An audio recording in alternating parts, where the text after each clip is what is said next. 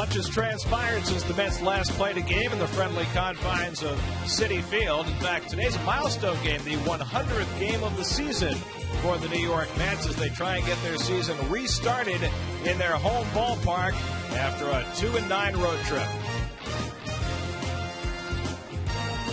At Citi Field in New York, the New York Mets play the St. Louis Cardinals. Mets baseball on SNY is presented by Delta. Tonight's game is presented in HD by IOTV. Get your HD free with IOTV. And a pleasant good evening, everybody, and welcome to Citi Field. Gary Cohen, Keith Hernandez, Ron Darling with you tonight as the Mets start a 6-game homestand with the first of 3 against the St. Louis Cardinals. News of the day, not good. Jason Bay has a concussion. The result of his contact with the fence in Los Angeles on Friday. Didn't start to feel headaches until Sunday night. Even though his head never hit the wall, little whiplash caused the concussion. They will miss at least the next 2 or 3 days. As for the Mets, they did not make any moves on the off day other than to put Rod Barajas on the disabled list and call up the Crash Davis of the Mets organization, Mike Hessman. Hessman's wearing number 19. He's available tonight. Jerry Manuel will not be in the dugout tonight, suspended for 1 game for making hat-to-hat contact with umpire Doug Eddings on Saturday in L.A. The Mets come off a 2-9 road trip. They scored just 23 runs in those 11 games. It was just a dreadful offensive trip. Well, the overview on the offense, I mean, the pitching has been good. The offense has not produced. The numbers don't lie. And I listened to the fan today, and I've heard him ad nauseum. This is a team that has not hit for average, has not scored runs, has not drawn walks, has not hit in the clutch. They're really not a very good road team, Gary. If you take away that 7-2 road trip with that Cleveland, Baltimore, and the Yankees, they're 13-31 on the road. Keith from Flushing, huh? The Mets today will take that drought offensively and face one of the best pitchers in the game in Adam Wainwright. So here's a team that's already struggling, and now you've got to face a real ace. Well, it can break either way. This could be the watershed moment right here, the game that you can look back on and say that the team turned it around. You'd never, when you're in a drought like this, a team collectively struggling, want to face a pitcher the caliber of Adam Wainwright. And what about Wainwright? His first appearance against the Mets in New York since he struck out Carlos Beltran to end the 06 League Championship Series. Well, you'd love to get that notch on your belt, but I'll tell you right now, Wainwright probably throwing the best of any National League starter, even better than Ubaldo Jimenez. He's only given up a run in his last 35 and a third innings pitch. Gibson-like in the way that Bob was in 1968, so it's going to be a hard nut to crack. But going for the Mets is Jonathan Neese, and Jonathan Neese says, having one of the finest rookie seasons, I think, in some time. He's been outstanding with that cutter, and I think he's been very, very dependable considering this is his first year. He's trying to bounce back from giving up 3 home runs in his last start in Arizona. It's the Mets and Cardinals homestand, new beginning for the Mets. All the action coming up on SNY.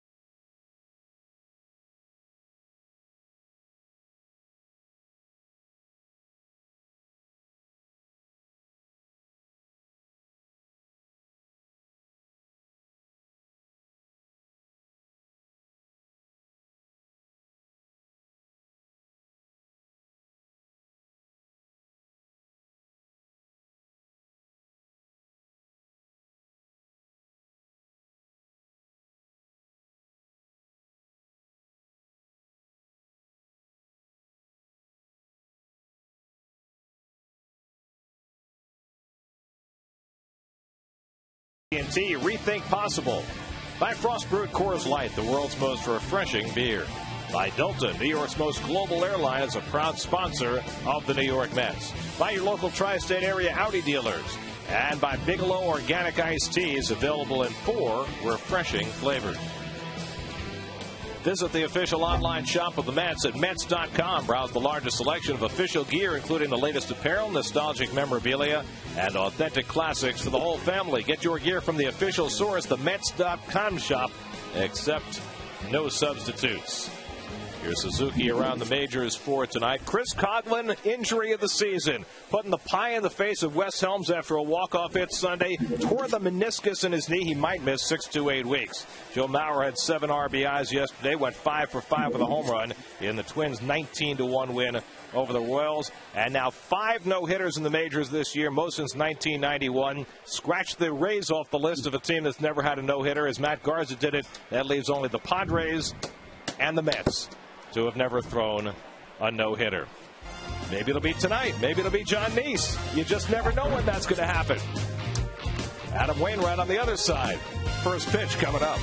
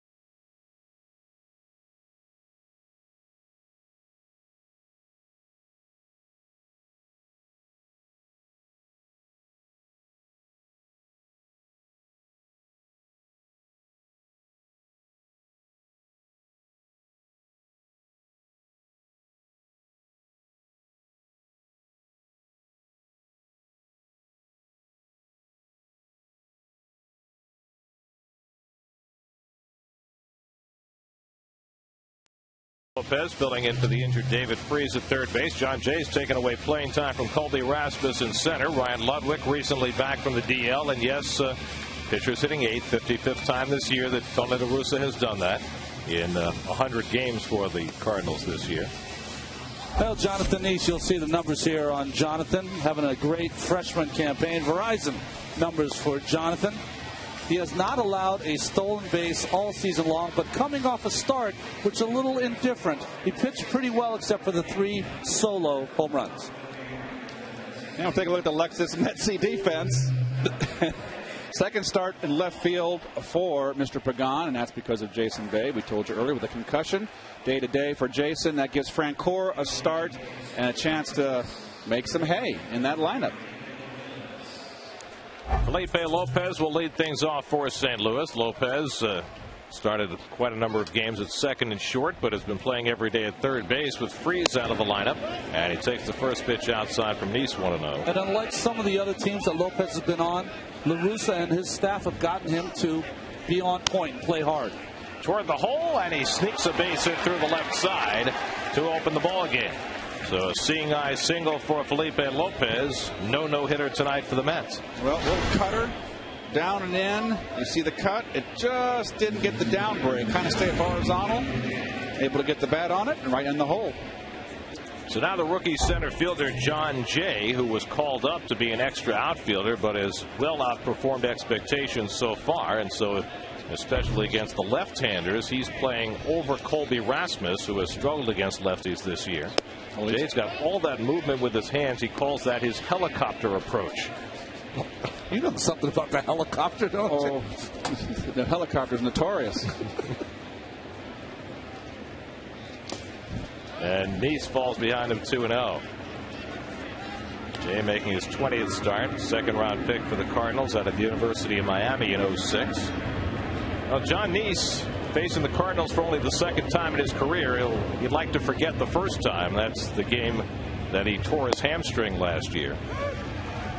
I was talking to the Diamondback hitting coach about their approach to Jonathan Nice. He told me something very interesting. He said he told his players, right-handed hitters, middle plate in. That's all they're looking for, because they're not facing a lot of pitchers on the outside because of that cutter. That would probably apply more to the right-hand batter. Yeah, right-handed hitters, yeah. Well, John likes to bust that little cutter on their hands. And Cole Hamels evidently has developed a cutter and has canned his curveball and has kind of turned his season around.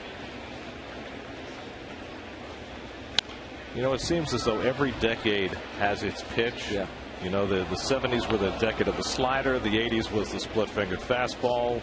The 90s was changeup. And, you know, the last decade or so, the cutter has been the vogue pitch. Well, one exception in the 80s, Gare, and that was the Montreal Expo staff when Gary Carter was there. All the Charlie Lee and I can't think of Andy McGaffigan. They all had cutters. Bill Gullickson. And they were tough. Scott Sanderson. Not as tough as this guy. David Palmer. 3-2 to Jay, and he fists one into shallow left. That'll fall for a hit. And so back-to-back soft singles against John Nice to start the night. And that'll bring Pujols to the plate with 2 men on. Pujols mired in a slump right now, and those numbers are, the RBI are incredible. I mean, that is just incredible. There we go. I have seen that. That sea of red travels well. 81 games I saw that for 8.5 years.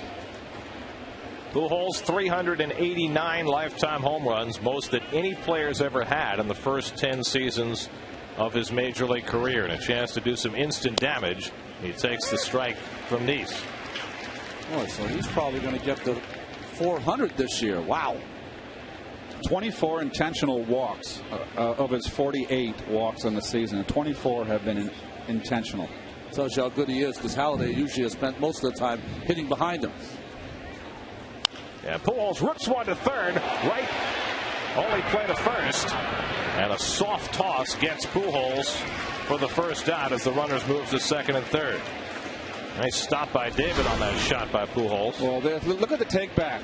No wasted motion in that swing. And that is just a rope, and that has double written all over it. But David hugging the line, just couldn't get the exchange. Presence of mind to throw to first base, and Pujols not running well at all. So that's the first out of the night. Now 2 in scoring position for Matt Halladay. We've seen David, haven't we? As his career has evolutionized, he gets closer and closer to that line defensively. Especially with the lefties on the mound. And conceding the run, I agree 100% early. Halladay riding an 11-game hitting streak, has his average up to 305. That's now 8th in the National League. Saturday was a year to the day since Halladay was traded from the A's to the Cardinals and signed a long-term deal in the offseason. Grounded to third. The plate coming home for the tag on Lopez, and he hasn't even reached the plate. Totally tags him out for the second out of the inning. Nicely done by Wright, even though he was playing back. Well, when you're playing back on a ball hit that hard, nicely done. Plays right in front of you. Nice play by David. And again, Ronnie, how many times? I know we're not out of the woods. I mean, Nice is not out of the woods yet, but we've seen him in so much trouble and pitch out of trouble. It's just impressive to me, a young man that has that capability so early in his career. With 2 outs and runners in scoring position, the opposition this year is hitting 179 against John Nice. He's got to get through Ryan Ludwig, who just came back off the disabled list Saturday. Ludwig was out for 23 games with a calf injury, and the plan is to only play him 2 days out of every 3. Jay is at third, Holiday at first with 2 down. And just off the plate to Ludwig, 2-0. Ludwig, believe it or not, only 208 with 3 home runs. I'm sorry, 208, 3 home runs against lefties. So he has struggled this year obviously against the lefties. And the curveball off the glove of Nice. Can Castillo recover? He cannot in time, and that'll bring a run home. So a bad break for the Mets as Nice deflects it into no man's land. An infield single for Ludwig brings home the game's first run. Well, pitchers are always going to react to a ball hit back to them, and that's just the tough break right there. Boy, let's watch Ludwig here. He's got the bad calf, and the last thing he wants to do is have to bust out a base hit with that tender calf. Nothing Castillo can do. So 3 hits in the inning, a seeing eye single through the hole, a little flare into left, and now this infield hit. Looks okay right there. He smelled that one. Nothing hurts when you got an RBI on the line. Oh, no, let me tell you. Yadier Molina swings and misses at the fastball. Molina having a tough offensive year, hitting just .236 and just .180 against left-handers. Still the gold standard defensively behind the plate in the National League.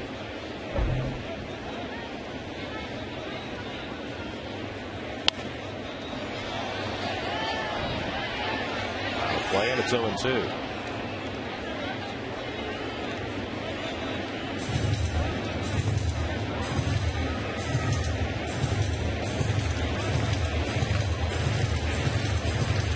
Very Hernandez-like, Keith, over there at first base with Davis. Way off that line. I like the way Ike plays in the hole. Ken Boyer told me you're going to get beat more in the hole than down the line. And I'm inclined to agree, but I'm a stickler of 7th inning on with a tying run at the plate or on the base or a winning run. You got to guard the line. Yep. Well, there's the man. Only the Russo's teams have been able to hold leads once they've gotten them this year. Look at that, 39-9 when they score first, and they've got one in the bank tonight. 0-2 to Molina, misses away. Well, you've got Tony La Russa on one side, and you've got Dave Joust on the other side tonight. 1-game suspension for Jerry Manuel for his argument on Saturday with Doug Eddings in Los Angeles. Jerry was a little annoyed that there's no appeals process for managers like there is for players. This was the play, not Saturday, it was Friday when the argument occurred. Castillo clearly safe at first base. And that's the contact right there. Cap. It's a cap. It's unintentional. That's an umpire looking for some evidence, some more evidence.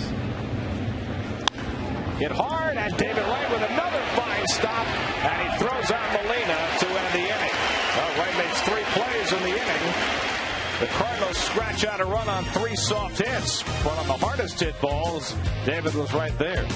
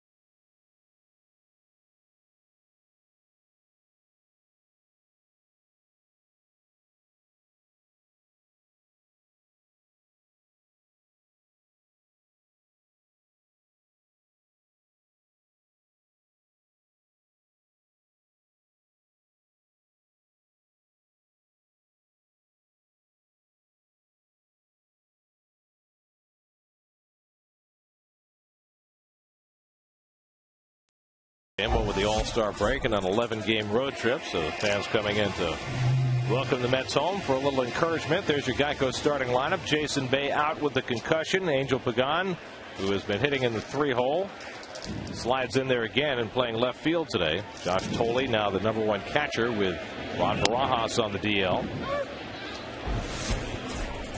Adam Wainwright getting the start for the St. Louis Cardinals. There are his Toyota numbers. He has been outstanding all season long. You know how we talk about most pitchers that they will be real stingy the first time through the order, but less stingy as they go along? He's upside down. He'll give some hits up early in the game, and hitters are hitting second, third, and fourth time through under 200.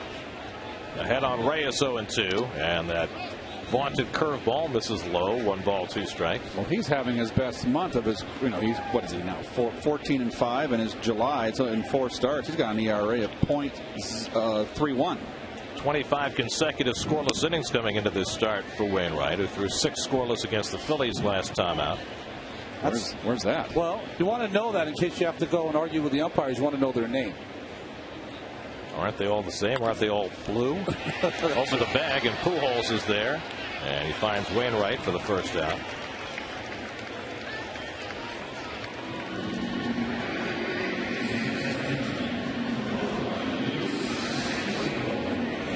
There are the numbers that Ronnie was alluding to. If you're going to get them, you got to get them early. I'll tell you one thing, though. He will never, ever throw a better curveball than he did in the parking lot over here a few seasons ago. I think Carlos Beltran remembers. Carlos has not faced Wainwright since then, because Wainwright's only start against the Mets came earlier this season in St. Louis when Beltran was out. Ball 1 to Castillo.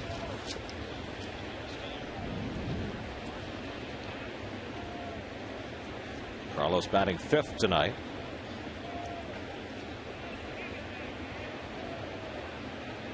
And that effort that Wainwright had against the Mets earlier this season on a Sunday was enormous, because remember, the Mets and Cardinals played the 20-inning game the night before. Wainwright went into that start knowing he basically had to go the distance, and he did. There's a strike, 2-1. Well, if you're at home, and I get this asked all the time as we see Angel on deck, how should my kid try to pitch? How should he look? Just watch Adam Wainwright, classic right-handed pitcher. Right at the shortstop, Brendan Ryan, and Castillo retired. 2 ground ball outs for Wainwright to start his stint. Well, the thing is, too, he throws his fastball. He doesn't live off his curveball. He's got a great curve, but he throws low 90s, and you know what? Low 90s is plenty tough to hit if you're up there at the plate when you've got a curveball of his quality. You know what I like about Wainwright, Darren Keefe, is that, like the old timers, there's not max effort on every pitch. There's an idea with every pitch. He's wanting to keep the ball down, have the guys hit the ball on the ground. If he gives up some hits, that's fine. He knows that he can pitch well with runners in scoring position. Here's Pagan with 2 out and nobody on. Angel just 2 for his last 14, hitting .304 for the year. John Smoltz-like in this motion. I'm surprised. He's from the Atlanta area. I bet you growing up watching John Smoltz pitch for the Braves, very similar motion. Very economical, not a lot of moving parts. It allows you to be dependable in the strike zone. And of course, he was originally drafted by the Braves before being traded to the Cardinals in the J.D. Drew deal. And of course, like Cardinal defense, they got more than a few Gold Glovers. You see Wainwright winning the Gold Glove last year. Molina's a Gold Glover. Pujols is a Gold Glover. Ludwig, I'll tell you what, for a guy that doesn't run real well, he's a Gold Glove caliber right fielder. Mets have been 0-2 in the count seemingly every at bat the last week or so. They've drawn very few walks. Mets have now gone 16 innings without scoring a run after stretches of 24 innings and 17 innings without a run earlier on that road trip. And 1 walk in their last 48 plate appearances. I know. I was watching. I did watch. You did? Yes. Every game? Not well, most.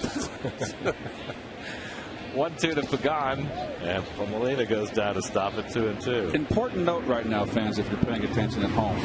Mr. Wainwright right now is having trouble getting his breaking ball over, and his breaking ball is getting in the dirt. So you don't want him, a pitcher of this quality, to all of a sudden, it's like artillery up 30 degrees, and then they find the range, and you're in trouble. 3 ground balls in the inning and 3 outs for Adam Wainwright. Let's go 1, 2, 3. 1-0 St. Louis.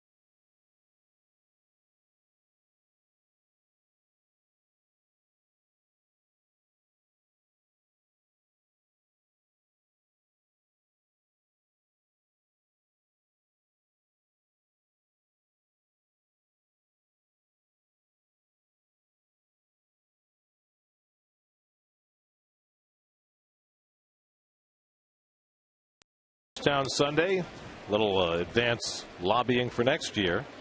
Nicely done, guys. Oh, they even have the mustaches They got the brushes going. Oh, they had them made special. Very nice. A little adjustment necessary. Looks like Joseph Stalin. Brendan Ryan leads off the second inning, takes a strike from John Neese. Ryan's had a good year with the glove, not so good with the bat, hitting just 196 as the Cardinals' regular shortstop. Hitting 7th in the order with the pitcher Wainwright batting 8th on deck. Oh, didn't Brendan Ryan used to wear the jacked up pants with the socks showing? Yeah, but when you're hitting 196, you got to try anything new, right? He's got his pants all the way down to his ankles now. I don't know if I remember right, but he's a perennial Met killer, though, isn't he, Brendan Ryan? Hit his first home run against the Mets. He breaks his bat and helicopters into the stands. And no one gets hurt. That's always amazing to me. That they duck it. They somehow get out of dodge. Oh, that could have hit that kid. Yeah, he's got to go out and get it, brother. Oh, yes, he did. You're going to get some. Wait till the text you get in about 2 seconds, buddy. He should have had the blue blockers on. He would have caught it. He thought the kid had the glove that the kid was going to catch the bat. You got to throw your body in front of that. I understand.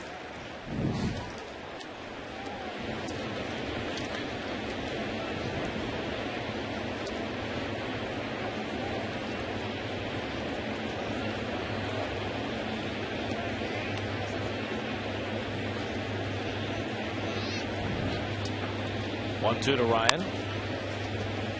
Slowly. And David has no chance. Another soft hit. Probably would have been better off letting Reyes handle that ball. Well, this is nowhere's land, right, Keith? Well, it's just too far away for the backhand. It wouldn't have mattered anyway. You could have had a howitzer over there, and it wouldn't have thrown him out.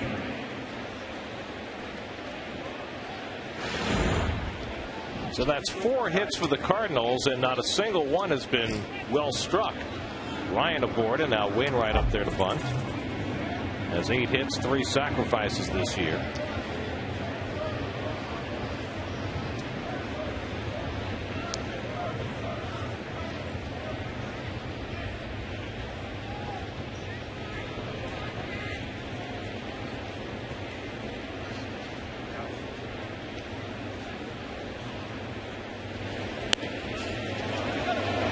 Will handle it. 2-4 on the sacrifice, moving Ryan to second. So one away with the number 9 hitter Aaron Miles coming up. Well, Sunday, Whitey Herzog, one of the inductees into baseball immortality up in Cooperstown, along with Andre Dawson and Doug Harvey. But Whitey, the longtime manager with the Cardinals, among others. Successful also in Kansas City, started out in Texas, was in the Mets organization in all sorts of capacities before moving on to a managerial career. And, of course, Keith, you played for Whitey. Yes, I did. 78 years old, deserving. I played for a lot of very good managers, and I don't want to disparage any of the managers I played with. But Whitey was the best manager I ever played for. In every aspect. There's so many things besides being the field general. You saw his air about him. He emitted confidence, you know, and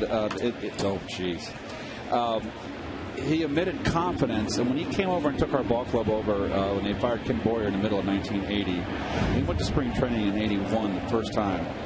Whitey. David Wright having a busy evening already. That's the second out. There was immediate direction coming from the manager, which way this club was going and how he wanted us to play. He took charge of the team. And he said a lot of wonderful things about Casey, didn't he? Well, he said he learned from Casey how to handle the New York media. Just take them out, keep them out late. Might not work so well these days. Well, I think, you know, when I think of Whitey Herzog, there's Casey's number.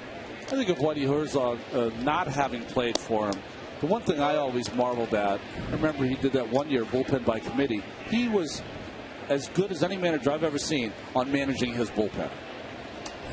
I think that Whitey preferred a better bullpen than a starting rotation, although they had a pretty good one in Tudor and Andujar in those 80 years. He wanted guys who threw strikes as starters. He didn't want anyone to go out there and walk people. He had such a great defense in St. Louis.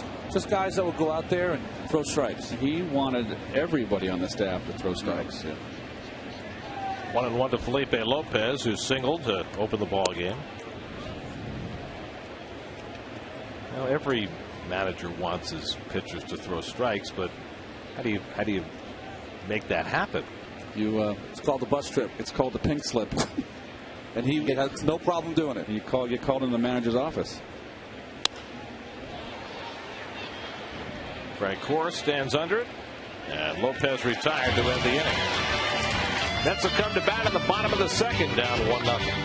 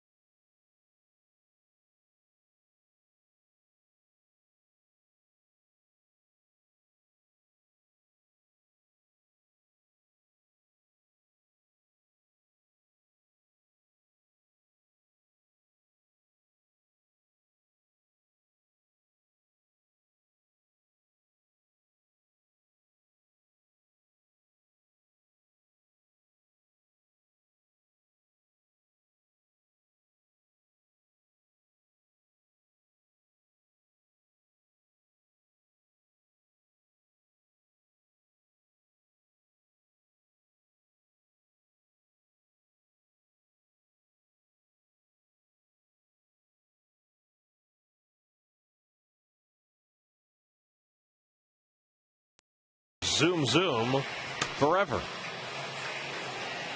Hey, look who's in the Haynes comfort zone tonight. Some of the Keith supporters. It's very clever, Gare. You are so clever. Just sitting here doing my job. Here's David Wright leading off the home second. David just 3 for his last 26. After a very hot month and a half going into the All-Star break, David has cooled down like everybody else in the ball club. And he has resumed striking out in large numbers 10 times in the last 5 games, after just 5 strikeouts in the previous 12 games. Beltran on deck. A little cutter. Oh, that's a beautiful pitch. 2-0. Looking for a fastball. Just put a little cut on it. Take a little off. A little cut and on the black, too. Pretty good pitch. And Wainwright comes back with the same pitch, a little off the plate, and it's 3-1. Well, the Mets have obviously got to have a good homestand here. And they played well at home. And Wright is on with the leadoff walk. Wainwright, one of the best control artists in the league, just 2.2 walks per 9 inning. Mets have their first base runner of the night. And here comes Carlos Beltran.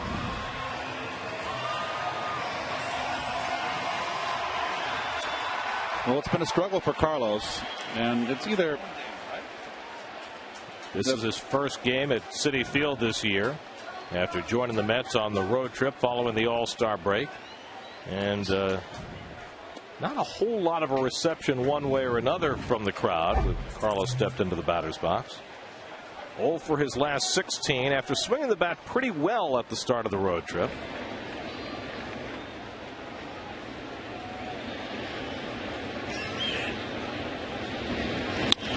He laces one the other way toward the corner, and that's an extra base hit. Right to third as it hopped up into the crowd. A fan interference double. And the Mets have second and third and nobody out. Well, fastball away. Belt high, goes right with it. It wants to slice foul, but stays in.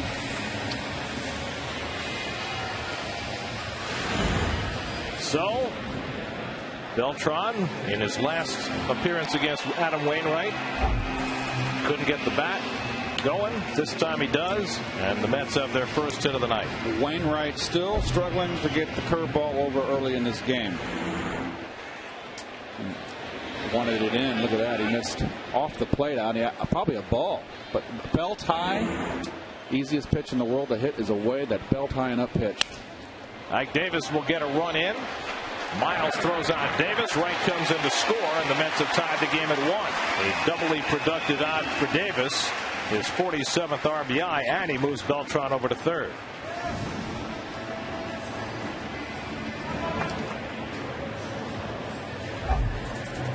So now a chance for Jeff Francoeur to get the Mets the lead. Clean shaven, Mr. Francoeur. Got to try something.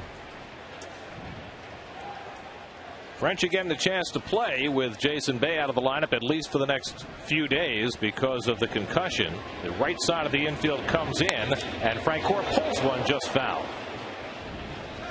It was a Valentine-esque move with the right side of the infield, hurrying in at the last moment. Bobby V's want was always to have the infielders back and all come charge at one time, right? Yep. Here they come again. Have a little looper behind second base. Back goes Ryan to make the grab, and Beltran has to hold at third. So Francoeur unable to get the run in. Now there are 2 out. Well, in the hopes maybe of distracting a hitter, I just don't think that works, to be honest with you. I don't think it's going to fool anybody. Not only does it not work, think about it this way. If that ball had been shifted over to the second base position, it would have ended up being a base hit. I said that once on the air, and Bobby Valentine was offended. He called me, and we had to talk about it the next day about home plate. I said, Bobby, it's not going to bother me. If you do that, I'm a hitter. It's not going to be a distraction. So here's Josh Tolle, and he takes low and inside for ball one. Well, the Mets putting a run across against Wainwright. That snaps the Mets streak of 17 consecutive fruitless innings.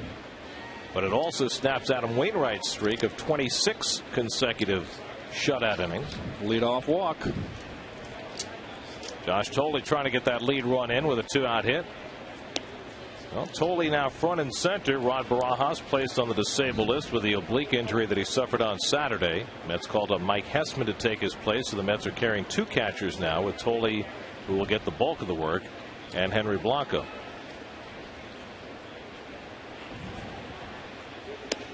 And Wainwright pitching carefully to the number 8 hitter with Neese on deck.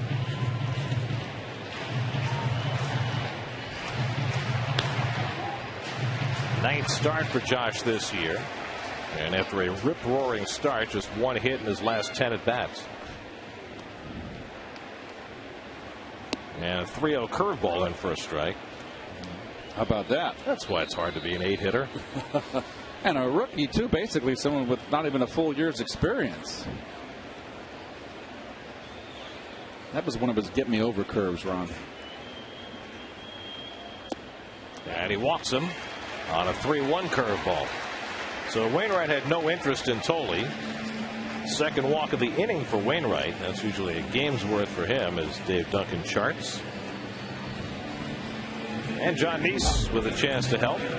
He has 1 run batted in this year, 5 for 30 on the season.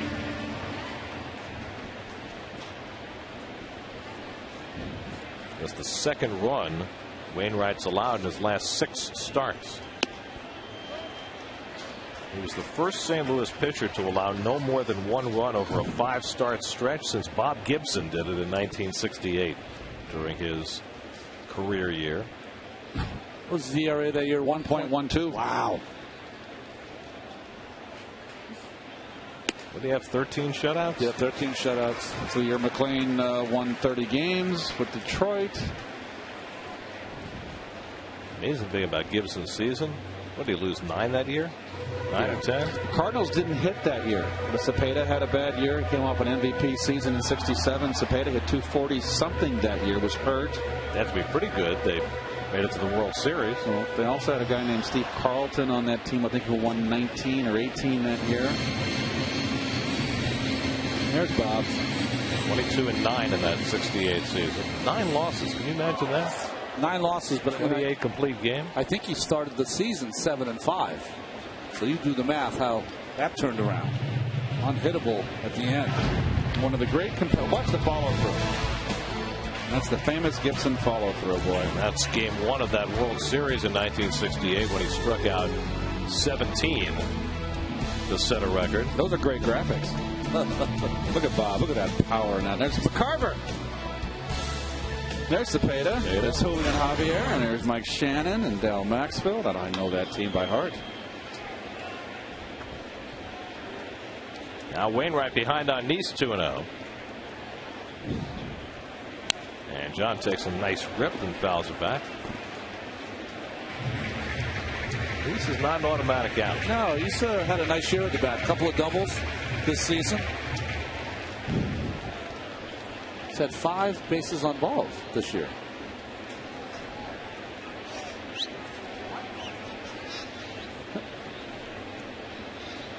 Boy, it's interesting, isn't it? The lights coming in from right center and kind of profiling Jonathan Neese in that batter's box. See, Molina's saying he needs sunglasses because that light is shining right in his face. There it is. Just one of those openings in this stadium that lets the light through. Well, Albert I wonder if it's a reflection off the windows over there, guys, which means the sun is shifting. Well, the sun never shifts. The earth is shifting. There you go. It's an excellent point. Thank you. The rotation of the earth. You made Copernicus proud. It's not one of those. Barry Weinberg, the trainer for the Cardinals. Clearly not executive in charge of sunglasses. No. But Barry moves kind of slow. But who expects to need sunglasses at 7:46 in the middle of a night game? And you got a pitcher out there that's struggling to find command, and this is a delay that is Could hurt. Somebody's scrambling in that Cardinal clubhouse to find the box of sunglasses. When I was in Oakland, I used to always kid Barry because Ricky Henderson was there, and Ricky would always go, "Hey, Barry," he'd say, "Hey, buddy, you want to take me up?" And I always ask Barry, "Do you think that Ricky really knows your name?" He didn't. So Molina gets his sunglasses. Not too many catchers catch with sunglasses during the day. Color coordinated. How cool is that? Cardinal red. Wow. Should be on GQ. So after the sunglass delay, 2-1 the count to Nice. 1st and 3rd and 2 out in a tie game in the 2nd inning. So my question, Gary, is if it's affecting the vision of the catcher, is it affecting the hitters? Is there a reflection in the hitter's eye also? Maybe it comes in a little lower, where the catcher's squatting rather than coming in higher. It looks like if it is a reflection, it's a very specific spot. And the curveball in for a call, 3rd strike. So Nice joins the club. 1st strikeout for Wainwright.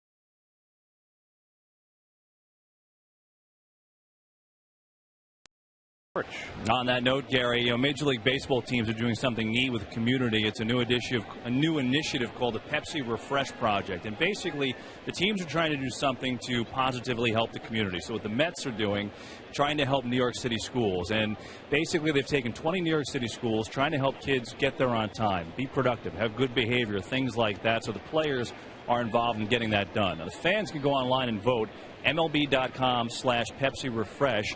And here's the great news. If New York City and the Mets win this, they get a $200,000 grant from MLB and from Pepsi, which you could put towards the school. So it's really a great result if the Mets can get the victory off the field in this case, guys. It's a win for everybody. John Jay leading off in the 3rd inning, slices one down the line. Pagan going over and gingerly makes the grab. Nicely done by Angel Pagan with that sidewall approaching. Well, Angel can play all 3 outfield positions and play them well.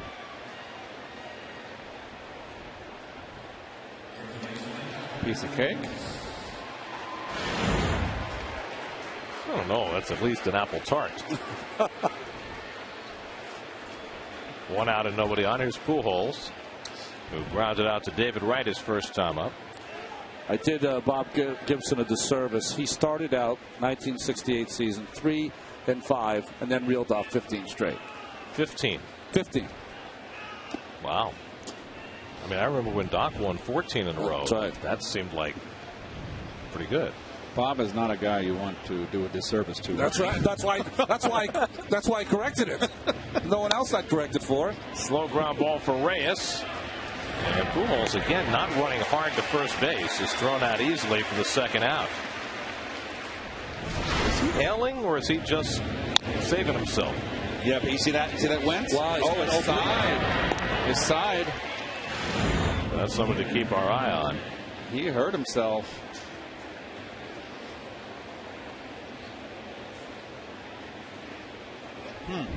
Well, given the lack of reaction in the Cardinal dugout, I can only think it's something that they know about. Yeah. Mark McGwire, now the Cardinal hitting coach. First year as their hitting coach. Matt Holliday takes the curveball up and away. Holliday get into a fielder's choice with Felipe Lopez thrown out at the plate in the first inning. And another curveball fouled off, 1-1. Well, he's in some discomfort.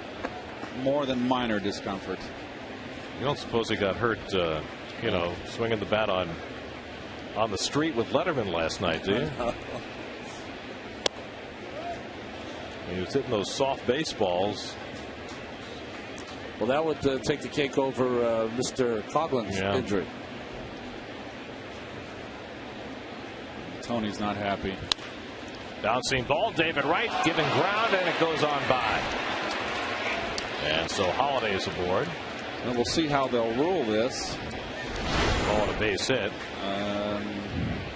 Let's see. How would you rule that, Ronnie? That's, to me, a play that David should make. What happened on that play is it had the topspin. You have to anticipate that topspin, and if you do, you have your glove down there quick. The ball beat him to the spot. He's going to leave this ball game, I believe. Mr. Pujols. Well, he's clearly ailing, and he's showing the trainer exactly where he hurts. It's that left lat. I'm telling you, those sit-ups will get you all the time. That's why I never did them when I played. Ludwig pops one up in his shallow right. Coming on hard is Frank Core to make the grab. And that ends the inning. Well, we'll see whether Pujols is able to go out there for the bottom of the third with the game tied at 1.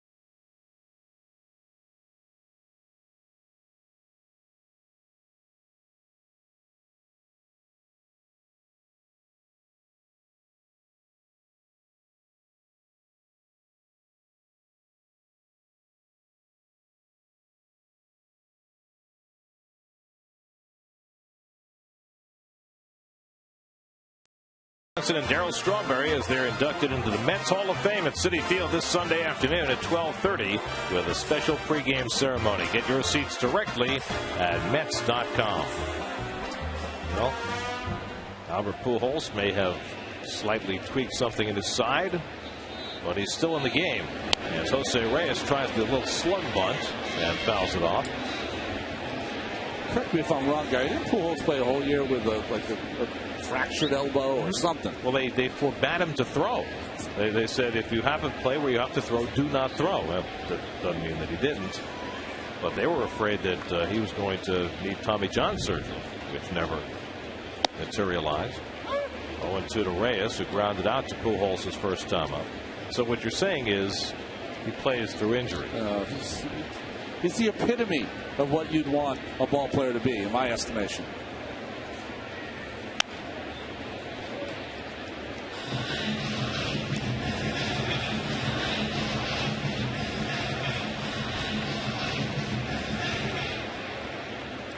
What if the Ramones, they were making their music, knew that they'd be playing in every ballpark their Bliss Creek Bop every game?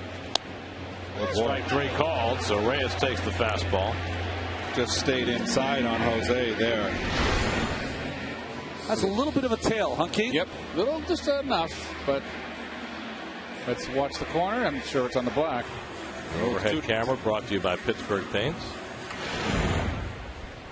Let's put it this way. I think Gary Glitter had a better idea that he was going to be in the Pantheon forever than the Ramones. There you go.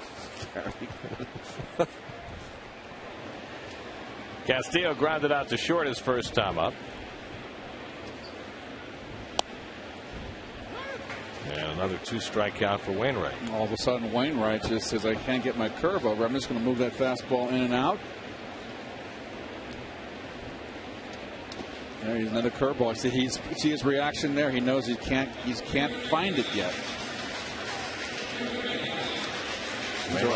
I'm sorry, Gary. These are things you just really, as a hitter, you've really got to pay attention to. And you can see his reaction right there. It's another thing to pay attention to. You know that he's struggling to find the range. Slap to short, and Ryan comes in to get it. 2 out. Let's check out Ronnie's inside pitch, brought to you by the Xerox Business of Baseball. Xerox, ready for real business. Well, we already talked about his Gibson-like numbers this season. Only a run up to this game in the last 35 in the third innings. To the post, averaging over 7 innings per start. And I remember when Dwight Gooden used to throw his curveball, they said it could not be an Uncle Charlie. It was so good it was a Lord Charles. Well, Adam Wainwright has that same kind of curveball. Angel Pagan grounded out to second base his first trip, and he takes that curveball for a strike. Well, there's a good curve right there on the outside corner to a lefty. Needs in black. Angel Pagan talking to Marvin Hudson about where it crossed the plate. I was always partial to the term yellowhammer. Yellowhammer, you like that? Yes. And another one. That one misses. A ball and a strike. Well, I think one of the things that, as you watch Carlos Beltran studying Wainwright, he really is very fortunate that he pitches behind Chris Carpenter, who's such a pro, such a great pitcher, and is able to watch him perform every 5th day. Last year, Wainwright finished 3rd in the Cy Young balloting. He actually got more first place votes than anybody else in one of the closest Cy Young ballots in history. Tim Lincecum squeaked out his 2nd straight Cy Young, but certainly Wainwright or Carpenter would have been equally worthy of the honor. You see that kid, he'll throw 89, 90, he'll cut it, he'll change up, throw the curveball, and then he gets ahead and pops you 93. And it's just his motion. There's no, like Steve Carlton, Greg Maddux, there's no wasted extra effort. It's just very fluid motion, effortless. 1-2 to Pagan, and he fouls away the fastball. He wants to get his fastball down. You know, this year only Ubaldo Jimenez has more wins, only Josh Johnson has a better ERA, and only Roy Halladay has more complete games than Adam Wainwright in the National League. I got a feeling Wainwright's going to blow by Jimenez in that win department. Just got a piece of it. Jimenez has really hit a wall. Well, he's going to blow by him in a couple ways. One, because he's pitching better than Ubaldo is right now, but also a superior team in the Cardinals. The Rockies have really hit the skids, losing 6 in a row. They've pretty much put themselves in the same kind of position the Mets have coming out of the All-Star break. And very uncharacteristic. Usually the Rockies are a tremendous second-half ball club. Well, they're waiting for their best player to come back. Troy Tulowitzki probably still at least a few weeks away from returning, and that certainly has hurt them. You know, Jerry said something interesting on the road trip. He said that he doesn't want his team to get so bottomed out that at some point they're going to have to play 800 baseball to get back into it. You want to be able to play 650 or that kind of baseball to get back into it. Well, 800 may be the number. 8th pitch of the at-bat coming to Pagan. And Angel goes down swinging. Good changeup by Wainwright to get him. Second strikeout in the inning. Third of the ninth for Wainwright, who's just settling in. 1-1 after 3.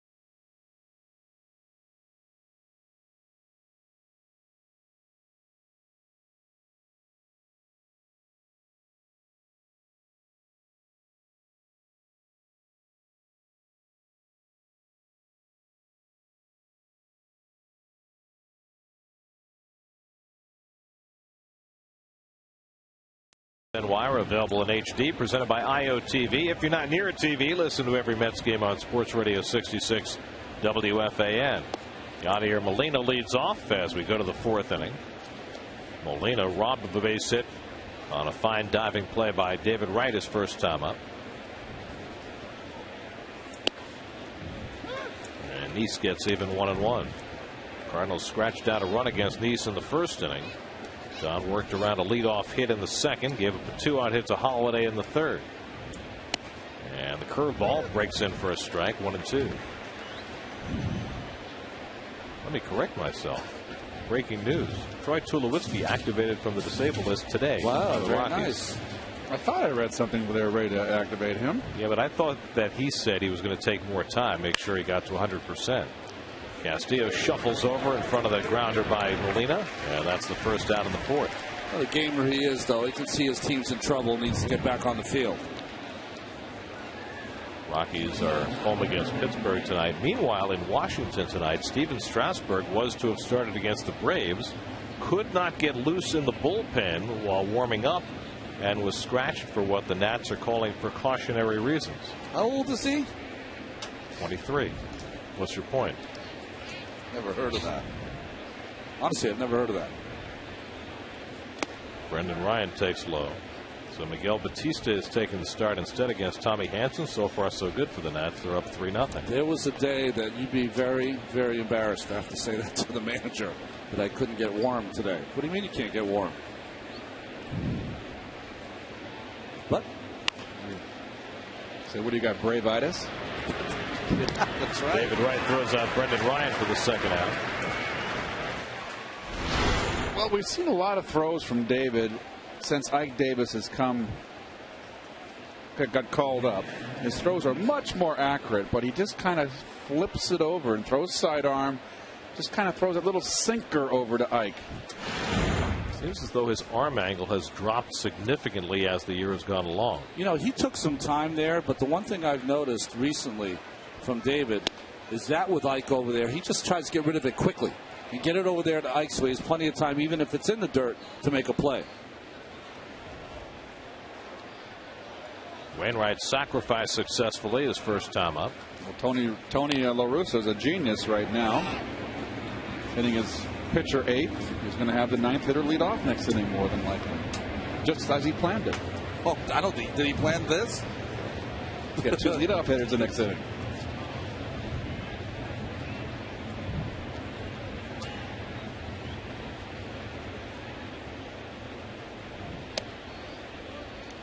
Well, Tony's theory is that if he hits the pitcher 8th, that means that after that first time around the batting order, he has 3 hitters up in front of Pujols. He started doing it when McGuire was hitting 3rd in the order for him, and has continued it with Pujols. And he doesn't do it all the time. He started the pitcher in the 8th spot, 55 out of 99 games this year. To me, what it means is your pitcher gets more plate appearances than the position player who's batting 9th. But Tony's won a lot more games than I have. There you go. 3-2 from Nice. Grounded to short. Nice big hop for Reyes on the backhand. And the side retired on 3 ground balls. So we go to the bottom of the 4th. David Wright to lead off in a 1-1 game.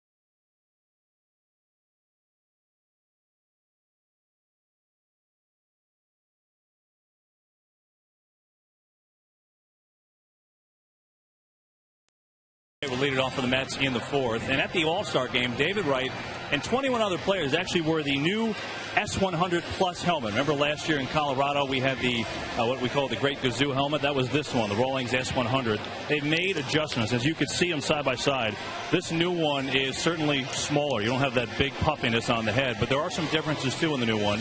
Again, David and 21 others were at the All-Star break to test them out. This one is so bulky and top-heavy. This is the one that flew off of David's head last year, and it's very bulky inside, and you can see this very thick and hard foam inside. So the difference is this new one is smaller, but because of that, it actually feels a little bit heavier. Inside, the padding is totally different, and after the pitch, I'll show you why. Basically, they went from a big, bulky padding to a partial carbon padding, and then some removable padding. Check this out. These things come off. And you could get these in different sizes. You guys remember last year the big problem, especially David said, it just didn't sit on his head. They weren't really adjustable. Now you get different sizes of these, and they kind of Velcro in to go with the other padding that's in there.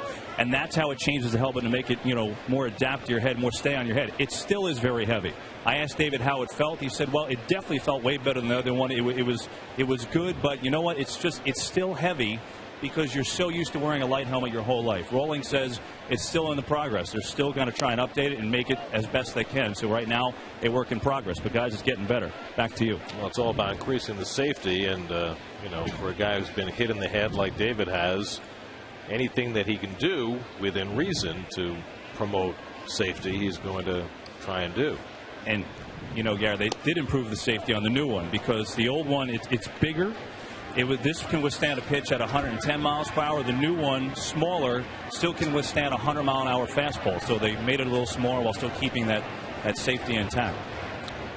2-2 to right, and the curveball gets him. And Wainwright's starting to find the range with that curve. He's struck out 4 of the last 5 batters. Best one tonight, Ron. Sharp, on the corner. Oh. I have nightmares. That pitch is unhittable. I won't be able to sleep tonight.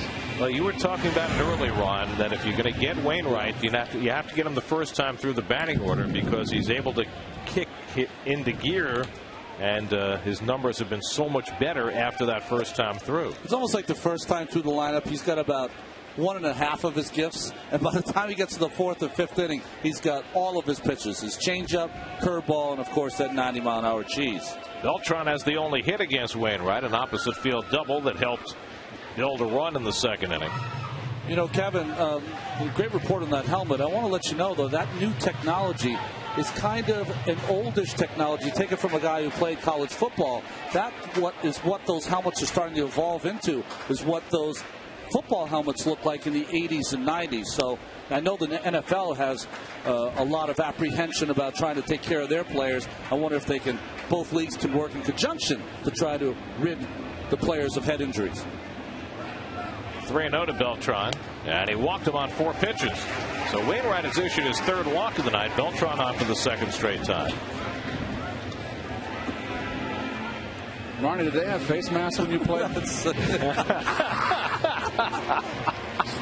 I do remember, though, when I was a freshman in high school, I had that one single white bar that went across like the Oklahoma Sooners used to wear. Who the heck was LaMonaco wore that, didn't he? Yeah, Darryl LaMonaco, and he was not one of the old timers, really. Number 3 for your Oakland Raiders. Fighting Irish alumni. Here's Ike Davis with 1 out and 1 on. Ike drove in the Mets' run with a ground out. His 47th run batted in. But Ike with just 4 hits in his last 31 at-bats. Jeff Francoeur hitting 7th in the order on deck. The Cardinals have 5 hits. The Mets have 1. 1-1 game in the 4th. And Ike checks his swing and misses.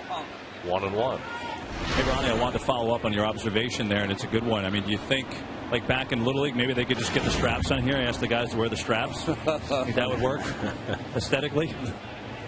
You play this game, Kevin, but you got to look cool playing it, too. Well, when David unveiled his helmet in Colorado last year, that was a lot of the reaction. A lot of guys said, I'm not wearing that. Little flare over shortstop and a base hit for Ike Davis. Going first to 3rd is Beltran as the throw goes to 2nd base. Good base running by Beltran, who read that ball right off the bat. Carlos, always a good base runner. Smart base runner. Plays in front of him. It's his read. Nice. He's running great there. That's the best I've seen him run. Carlos Beltran safe at 3rd base. Safe and secure.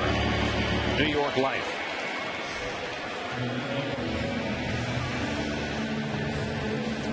Ike Davis with a soft single, and the Mets have the go-ahead run at 3rd with 1 out for Francoeur, who had the same situation in the 2nd inning but popped up to shortstop and couldn't get the run in. Frenchie Fuqua. Goldfish in his shoes. I don't see this Frenchie doing that. No. Just saying. And the breaking ball gets away from Molina. That'll send Davis down to 2nd base. So that takes the double play out of order. Wild pitch by Wainwright, only his 2nd of the year. Molina does everything he can possibly do. Gets in front of it properly, but just off his chest protector. Nice heads up by Davis.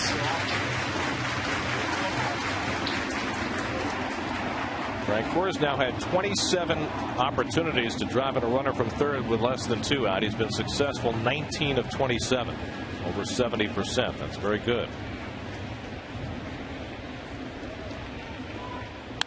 And he hits this one in the air to left center. That'll get a run in at least. Jay going back. He's looking up, and it's out of here. Jeff Francoeur with a 3-run homer.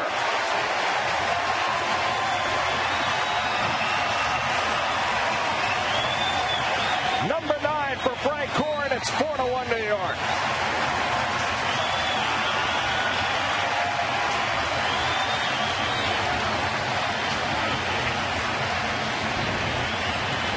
Francoeur getting a chance to play due to Jason Bay's concussion, and Frenchie comes through. Oh, hanging slider. Right down broad. Nice catch. The Mustache Brigade got it. Mets have been looking for that hit for 2 weeks. Josh Toley grounds one out to Brendan Ryan. And that's the second out of the inning. For every home run hit at Citi Field this season, Stuart Rohr and Kinray's Home Runs for Charity program will donate $1,000 to the Mets Foundation. Kinray has donated $31,000 so far in 2010. That's the last time the Mets scored 3 runs in an inning. It's a hanging curveball right down the middle. Those hanging breaking pitches as a pitcher to the hitter, they almost take a seat right in the middle of the plate and ask to be hit out of the ballpark.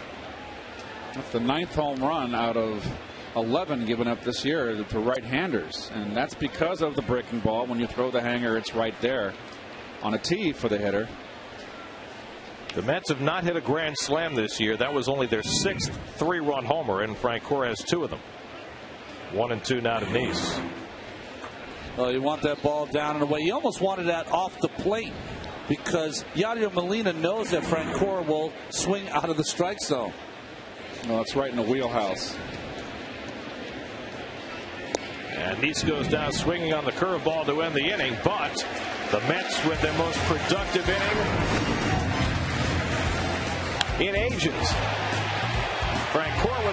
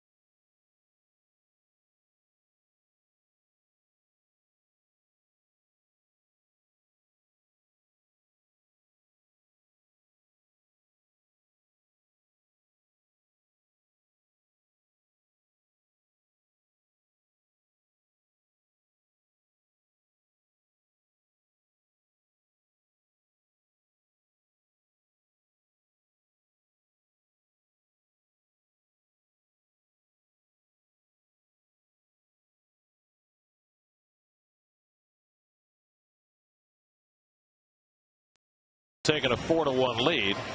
John Nice, the beneficiary of Jeff Francoeur's first home run since the 27th of June against Minnesota, exactly 1 month ago. By the way, the Mets did have a 4-run inning in the 8th inning in L.A. on Friday night. That's when Jason Bay had that 3-run double to break the game open. Nonetheless, there haven't been a lot of those. And Aaron Miles now leads off the 5th inning against Nice, with the Cardinals down by 3. Miles hitting 9th in the order, grounded out to third base his first time up. case you're tuning in late, Jason Bay, who crashed into the fence on Friday night in Los Angeles, was sore. His body was sore. His neck was sore. But it wasn't until Sunday night, when the Mets were flying home, that he started to feel dull headaches, which continued to plague him on Monday and again this morning. And so he saw the doctor today and was diagnosed with a mild concussion. The Mets are treating it as such. They're going to wait 48 to 72 hours before reevaluating him. The Mets have gained a lot of knowledge about concussions over the last 2 years between the Ryan Church and David Wright incidents. Well, there's the catch. Now, Jason told me that night and reiterated again today that his face did not hit the fence. Reyes can't handle that on the backhand, and Miles has an infield hit. But what the doctor told Bay was that the way that his back and his neck snapped back after the impact, it's almost like whiplash in a car accident. Exactly. And your brain can slosh around in your head just as if you had been hit in the head. So even though there was no direct contact with his head, he still suffered a concussion. He still hit that padding pretty hard right there. Yeah.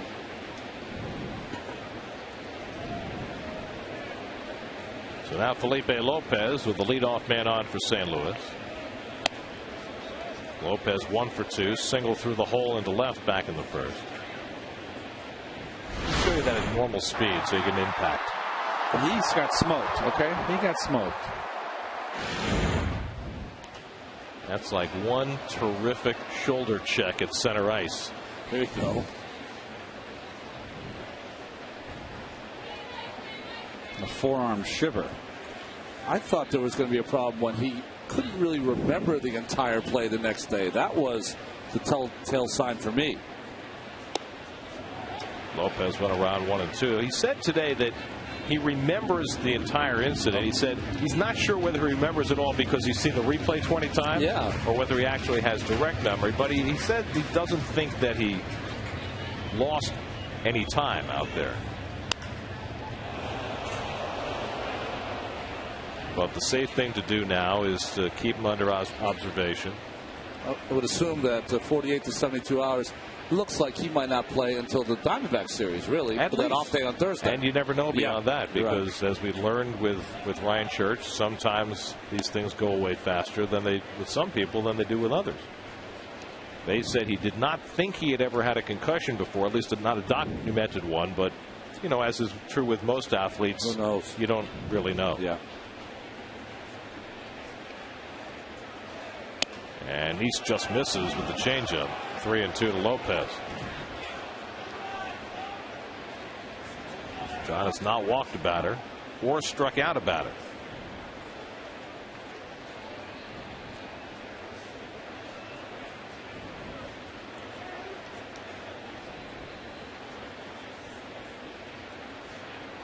Miles is running. Lopez fouls it off. And Miles not a base stealer, so Tony La Russa has shown a lot of confidence in Lopez's ability to make contact. Especially against Jonathan Nice, who does not give up the stolen base. There has not been a single stolen base against Nice this year. He has the most innings of any pitcher who hasn't given one up. This time Miles is not running, and a good thing for him, because Lopez lines it right to Reyes for the first out. How about that? He ran the first 3-2 pitch, not the second, and it keeps them out of the double play. I think the reason he didn't run on the second 3-2 pitch is because Jonathan Nice quick pitched him, and he couldn't get any kind of jump. Looks like a man who just got away with one. Yeah. Little finger in the cookie jar. So here is John Jay, who blooped a single to left and scored the Cardinal run in the first, then hit one to the left field line, and Angel Pagan made a nice running catch in the third. And he lifts another one to the left side. Pagan toward that short stand, and it's out of play. It looks like Jay is a little bit of an inside-out hitter. He's got a little bit of a long swing. He's been red hot. The Mets are playing him properly in the outfield. They got him shaded to the opposite field. Not so much center field, but look at Pagan in left. Shallow, almost like how they used to play Wally Backman when he hit left-handed. Kind of like the way they play Castillo. Yep. Look at all that movement with his hands.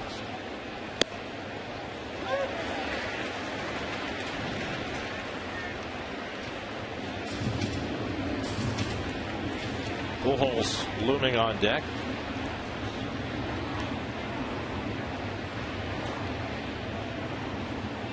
0-2 from Nice, and the curveball fouled at the plate.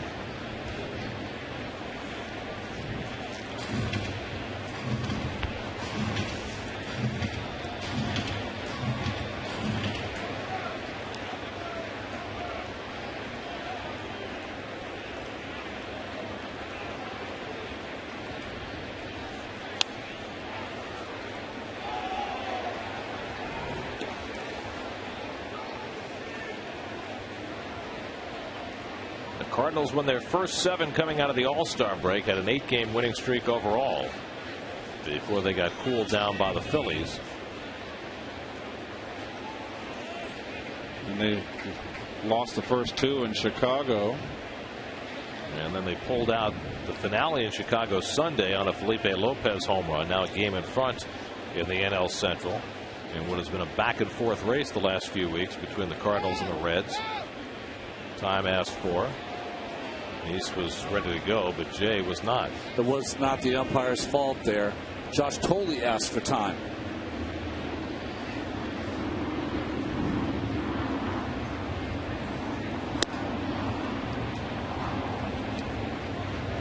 Well, the Cardinals got off to a hot start in April, 15-8, but ever since then, May and June was their pretty much 500 ball club. Swing and a miss. He got with a curveball. First strikeout of the day for John Nice. Well, what? Sorry, Gary. There's the wince. And there's something wrong there. And we'll check it out. He stayed in the ball game, Mr. Pujols. Cardinals assistant trainer took a look at him between innings. So we'll see whether it affects his swing this time up. Pujols 0 for 2 tonight.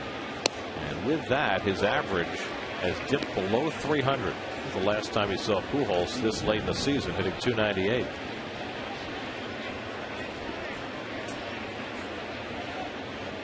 But the power numbers are there. 23 homers, 70 runs batted in. Top 3 in the league in both.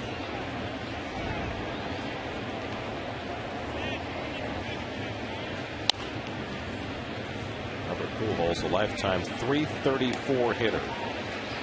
The lowest average he's ever had for a full season is .314. That was in his second year back in 2002. And his on-base percentage is down too for him. Hit hard to third. David Wright backing off to grab it. Gets the force play to win the inning. The lefty on the mound. Wright's had a busy night, and Nice has a 4-1 lead.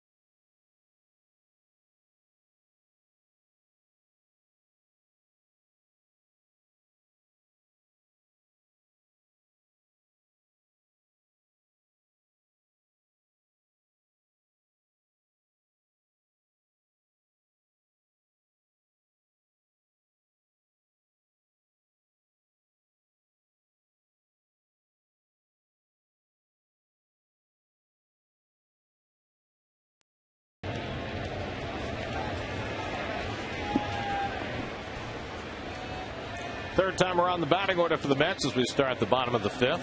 Jose Reyes is 0 for 2, grounded out and struck out.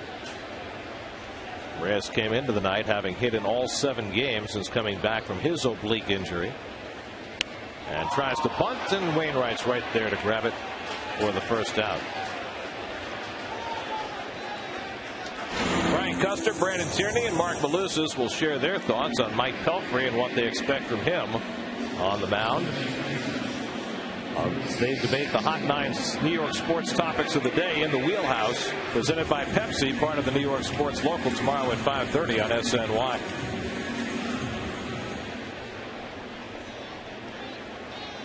Pelfrey's next start will be Thursday in the 12:10 day game here against the Cardinals. Johan Santana goes tomorrow night. They just assume that Johan's going to be great again, so they're going to jump past it. I see. Yeah. Just put up the 0 or the 1 in the run column for Santana. Move forward. Move on.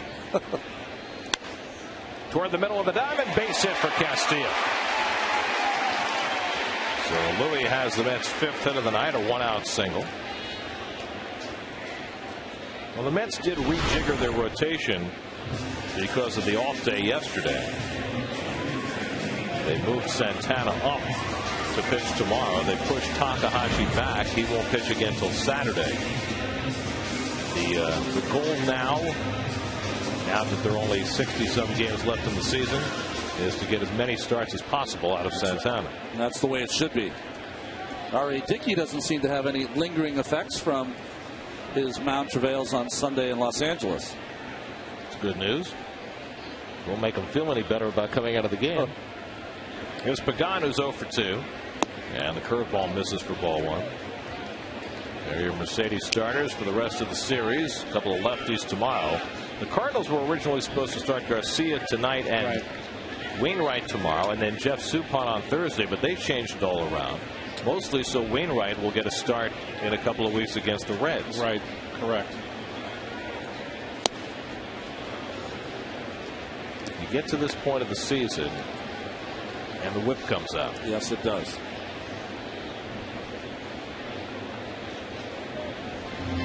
Well, for the Mets, this is a critical homestand. With a critical road trip to follow. That's why. Atlanta and Philadelphia next week. You know, the Mets have not played well on the road at all. They have, outside of that one road trip, when they were in interleague play, they've been horrible on the road. So this is really important that they get started on the right foot, beating an ace of a first place team.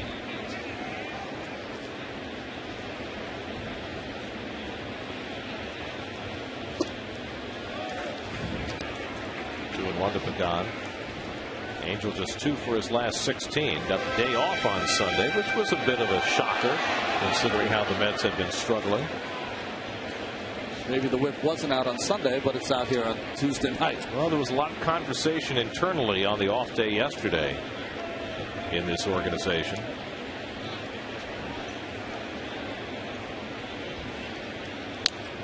Angel reaching for one, and the decision was made not to make any changes in terms of the coaching staff. Certainly the thought was there that might happen during the off day yesterday, and I thought that Jerry Manuel's take today on that was pretty stark. He said, don't be messing with the coaching staff. It's all on the manager. And you know what? Protecting your coaches, that is something to be admired from Jerry. You know, I've seen managers before go, well, I'd like to be safe. I hear you. Right? I love Whitey's quote that Casey said, don't worry about your coaches. Curveball ripped, base hit. Castillo around second. He'll go on to third. So Pagan got the curveball and hit it over the head of the 5'8" Miles, and the Mets have back-to-back base hits here in the 5th. I believe this is a hanger. Sure looks like it from that angle. And this should verify. Yes, sir. That's a hanger. Had it away, Ron, but up. I love when those hitters, they are geared fastball, they get the hanging curveball, and they're able to make that adjustment. Well, we talked before the game about an ice-cold team going up against a big-time pitcher. The Mets Got the big hit against Wainwright in the 4th inning. Now a chance to put the hammer down here in the 5th. And Wright swings and misses at the curve, 0-1. David walked and scored in the 2nd, struck out in the 4th.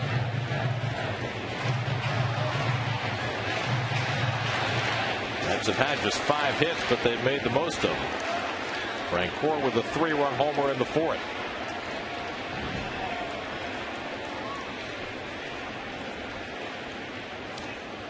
Wright lays off the curveball, 1-1. And you know, Gary, Keith, that 3-run home run by Frank Core does a lot of things. Not only does it push you ahead 4-1, but also should allow your hitters to kind of free it up a little bit and not feel so intent on being the guy that has to get them out of this hitting doldrums. It's one big exhale. There you go.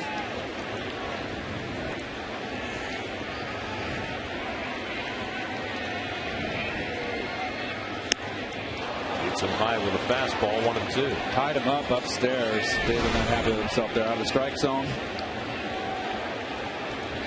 After all those curves. Just disgusted with himself that he swung at that pitch. Carlos Beltran on deck. The 4 runs given up by Wainwright match the most he's allowed in any start this year. That's how good he's been. Fake to third, and he almost had Pagan going the wrong way.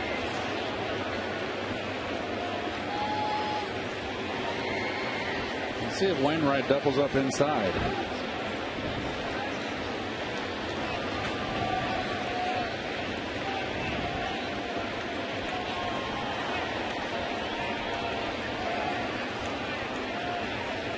And the curveball punched into center field. Castillo tagging. Jay coming in. Castillo coming home. Jay's throw on a hop, not in time. Sacrifice fly for David Wright. Drives in Luis Castillo. 5-1 New York. This ball not hit very deep. He goes back to the curveball. Pretty good one off the end of the bat. Not much of a strong arm here displayed by Jay. The throw's on target, but had no steam. And he had all of his momentum going forward, too. So he is not a strong-armed outfielder. Throws like a Federalist. Very good. Luis Castillo scores on the sacrifice fly by Wright.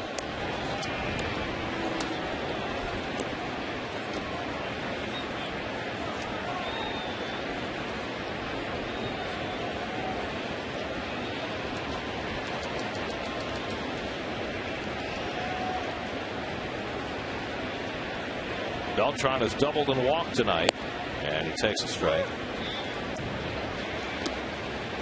By the way, that RBI for David Wright is 69th of the year, his 630th career. That moves him past his hitting coach, Howard Johnson, on the 3rd place on the Mets all-time list.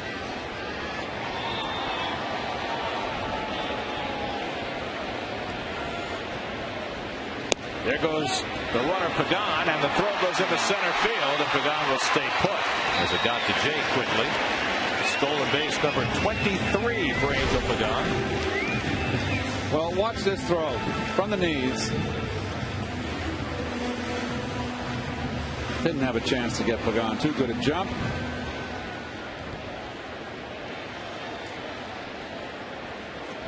Angel with such acceleration. Pagan's 3rd in the National League in stolen bases. Now he's in scoring position for Beltran. And Carlos bounces one foul. Well, we talked a lot about what guys don't do. Look at what Beltran did do. Well, number one, he's telling the guy where to slide.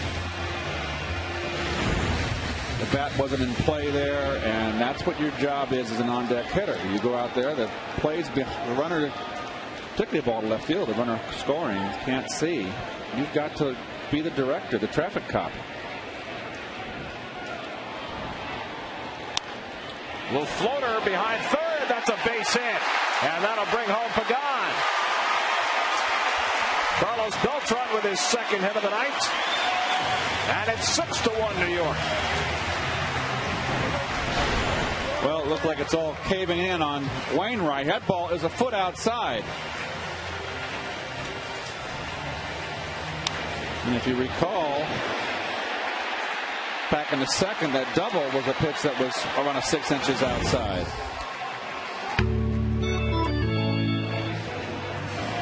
Angel Pagan safe at home, safe and secure. New York Life. Well, Carlos Beltran's only experience against Adam Wainwright had been in a memorable at bat 4 years ago. He had not faced him since. He's faced him 3 times tonight. Double, walk, single. Small comfort, but all you can do is work your way back one at bat at a time. And Wainwright, who had been spectacular in his last 5 starts, not tonight. 1-1 to Davis. I grounded out to drive in a run in the second and singled over short and scored a run in the fourth.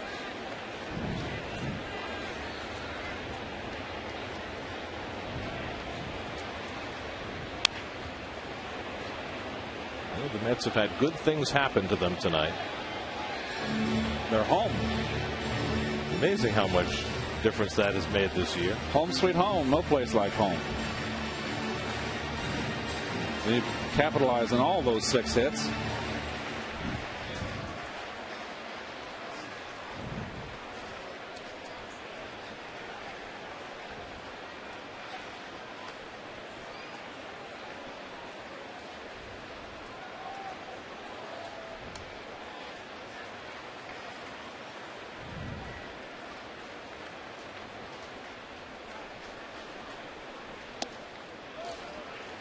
Two and two now to Davis. Where do we suppose Jerry Manuel's watching this game from? I bet he's watching it right to the left of us, maybe. You think? Yeah. It's in the clubhouse, I would think, huh? I don't think he's allowed in the clubhouse. I think he's allowed in the clubhouse. Yeah, you got to. Oh, jeez. That's what you get for doing that cap to cap, Jerry. 1 game suspension for Manuel tonight. He didn't mean to do the cap to cap. Unintentional cap to cap. And you know, Jerry could be saying to himself, well, how come they get the 6 runs when Dave Joust is in the dugout? Right. But you know, the win goes on Jerry's record. That's right. So he does. He takes solace in that. Dave's thinking, this is easy. Let's go out and get 6 runs against one of the best pitchers in baseball. I can do this. And Ike just stays alive on that curveball.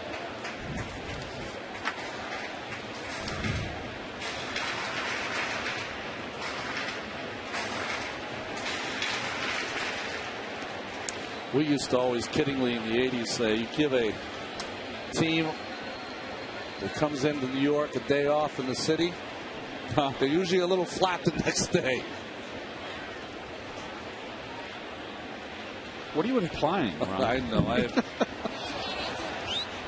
Davis thought he got a piece of it. Apparently not. And that ends the inning. But the Mets tack on 2 and lead 6-1 after 5.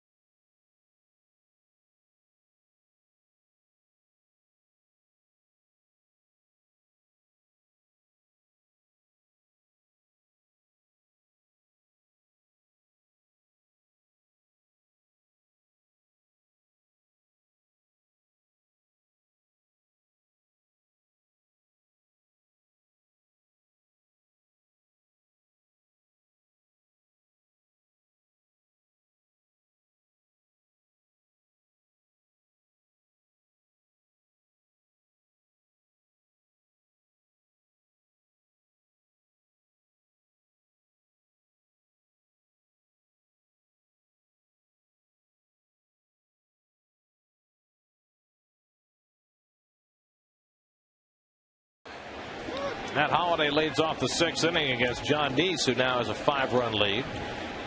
Holliday 1 for 2. Single past David Wright's glove his last time up.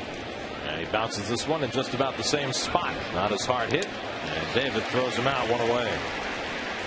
So 1 out of the 6th. Time for a New York State Smokers Quit Line game break. Let's join Jonas Schwartz.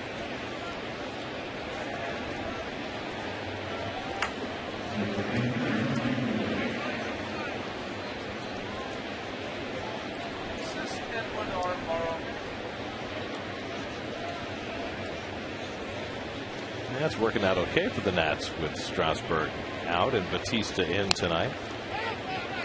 Ryan Ludwig fouls it off. Ludwig's driven in the only St. Louis run with a first inning infield hit that went off John Neese's glove. Ronnie, that was an interesting shot of Dave Duncan talking with his ace, one of his aces on that staff. A start like this where really the big blow is a 3-run homer. You hang a curveball. And then you kind of get yourself in trouble. Beltran hits a little flare. What's your feeling on a start like this when you just can't get it going? I think for the more experience you have, as Ludwig pops this ball down the right field line, Gary. Castillo grabs it, 2 out. From the Cardinal bullpen, Fernando Salas getting ready. I think the more experience you have, Keith, you realize something, and that is the difference between a really good start and a really bad start is just a really thin line. If he doesn't hang that curveball, of course, maybe he's going deeper into the game. But, you know, he's 14-5 coming in. Maybe if he takes the loss, still on his way to an outstanding season. Well, here's a perspective on Wainwright. If he comes out of the game at this point, it'll be only the 2nd time this year in 22 starts that he hasn't gone 6 innings. Well, occasionally ball players will say, boy, we have a real horse in this pitcher. That meaning is a guy that is dependable, goes every 5th day, and pitches 7 more innings, and that's what Wainwright is. Well, it's interesting, Gary, you mentioned this will be only his 4th. I don't know how I feel about non-quality starts, quality starts, but you see those earned run average numbers. This will be only his 4th non-quality start of the season. He is just stellar. And now Neese behind on Molina, 3-1. It's been a long time since we've seen those kind of ERAs up in Major League Baseball. Well, it's been a great year for pitchers. 5 no-hitters and nearly a 6th. There's ball 4. So Molina's on with a 2-out walk. First walk of the night given up by John Neese. And so Brendan Ryan will come to the plate with the man on. Let's check in with Kevin. How about this for a stay hot day for Brendan Ryan, guys? We take you back to 2007, his rookie year, his first time into New York to take on the Mets. He gets in a cab, gets dropped off at Yankee Stadium, doesn't know it for a little bit, has to get out of there and come to Shea. There's gridlock, so he only gets here at 5 o'clock. Now, in the rookie hazing process, Albert Pujols decided to freeze his clothes that morning. Problem wasn't doing so as they were thawing out, hanging up in his locker. It was dripping on his glove. His glove weighed about 50 pounds when he got here. He had to take 2 hair dryers and try and blow dry the glove, which in turn blew a fuse in the old Shea clubhouse. And he still has that glove and still uses that glove today. Stay hot, Brendan Ryan, guys. That wasn't the game that he hit his first big league home run, was it? I wonder. That would be the one. I guess the day turned out okay. Tyler Green is on deck to pinch hit for Wainwright. And Ryan trying to bunt his way on. He bunted on his finger. It's not an advisable thing to do.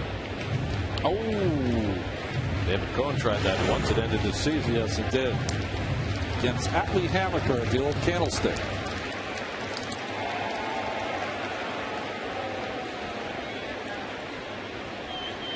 Atlee Hammaker, he had good stuff. He did, right? Too hard.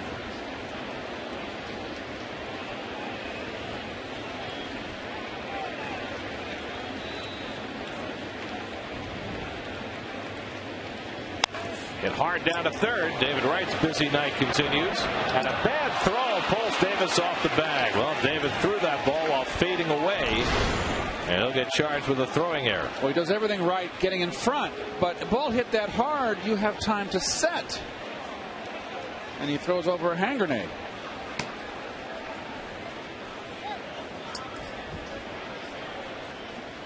when you can get yourself set there and throw someone, I don't care if you got Lou Brock or Ricky Henderson running, ball hit that hard, you got time to set and make the throw. 11th error of the year for David, so that prolongs the inning. And Tyler Green will come to the plate to pinch hit for Wainwright. So Wainwright is done after 5 innings, having allowed 6 runs and 6 hits. 3 walks, 6 strikeouts, a wild pitch, a home run.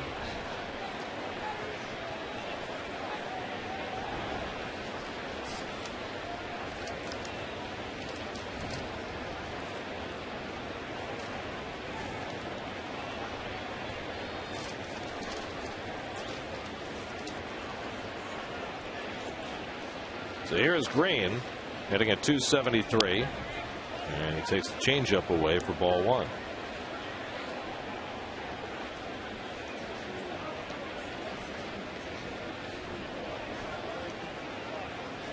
Neese about to throw his 94th pitch of the night, and it's low and inside, so Neese having the plate start to move around on him a little bit.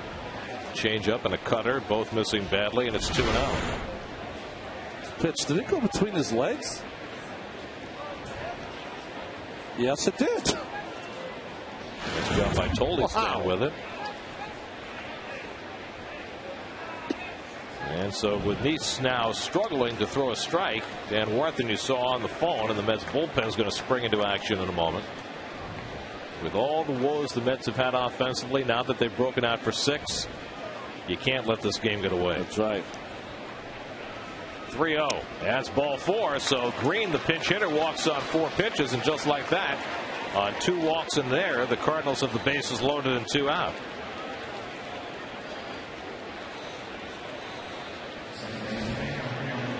Told him to relax. As you dealt a 6th inning recap, Adam Wainwright hit hard. His ERA goes up from 1.94 to 2.23 with his outing today. Jeff Francoeur, the big blow, snapping a 1-1 tie with a 3-run homer in the 4th. But now the Cardinals trying to fight back. Manny Acosta up in the Mets bullpen as Aaron Miles steps in with the bases loaded and 2 out.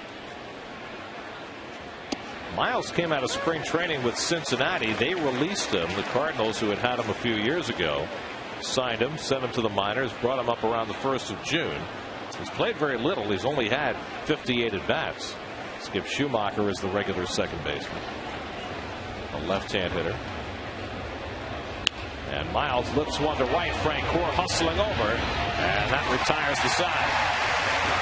He sidesteps a 6th inning jam, leads 6-1.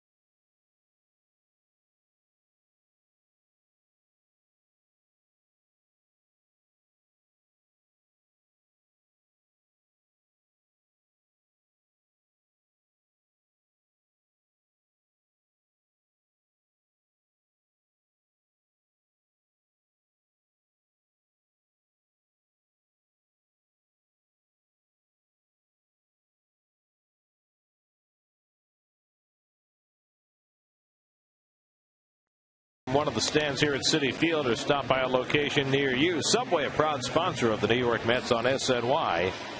Eat fresh.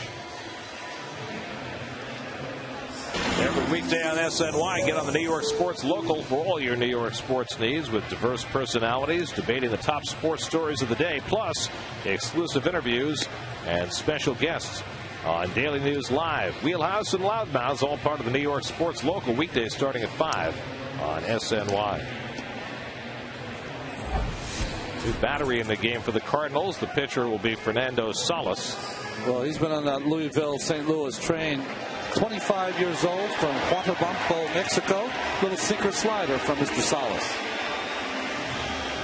And interestingly, Yadier Molina has come out of the game. You see Jason LaRue there taking over behind the plate. Did we see anything happen to Molina that should have necessitated him coming out? We did not. We saw him not running hard down the first base line, but maybe I would never, ever accuse catchers of not running hard, because that is quite a toil they have there behind the plate. Jeff Francoeur has the biggest hit in this game, a 3-run homer in the 4th, his first home run in a month and his 9th of the year. And he takes it low from Salas, 1-0. Well, got the old hanger. That's the big mistake of the game, obviously, and the big blow of the game.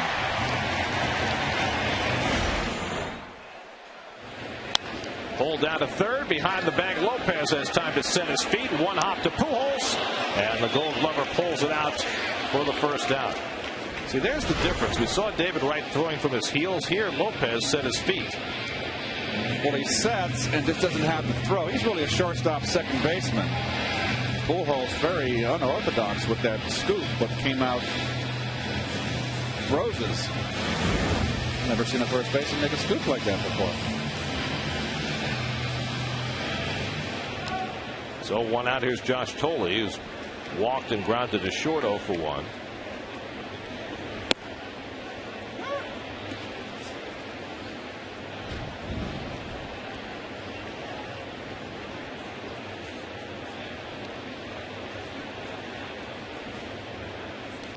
And the dirt is skipping away from LaRue. Let's check in with Kevin.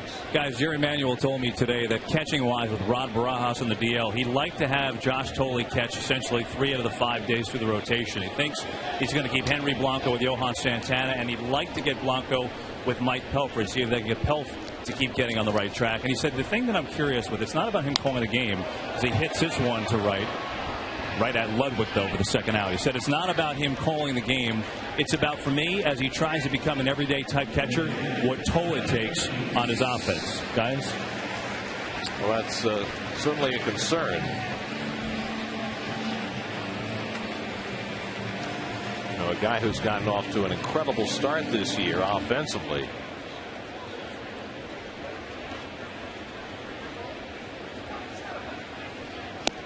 John Neese up for the 3rd time, struck out his first 2. Nice to see Jonathan going back out there, getting his at bat, trying to go deep into this ball game. It was almost like the error by Wright just perturbed Jonathan, who's usually unperturbable. And nice to see him going out there for another inning at 97 pitches. You folks at home, sometimes it's hard to judge. Jonathan Neese is a very big, strong young man, and I think in the future, you know, certainly he's going to be that kind of pitcher who can pitch a lot of innings for the Mets.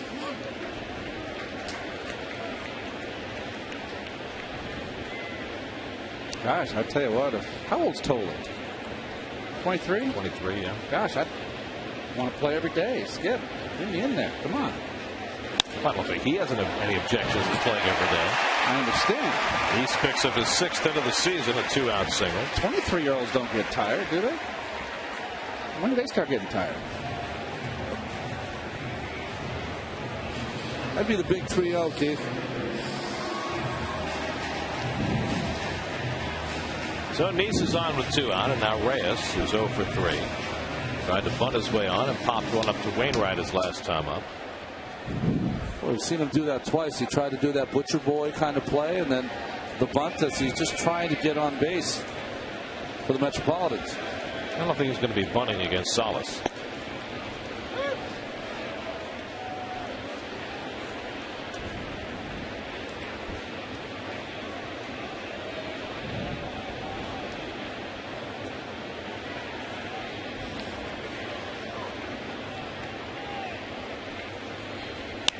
Driven in the air, deep right field, back toward the corner, and it's out of here!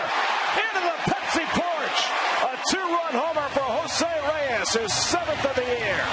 And it's 8-1 New York.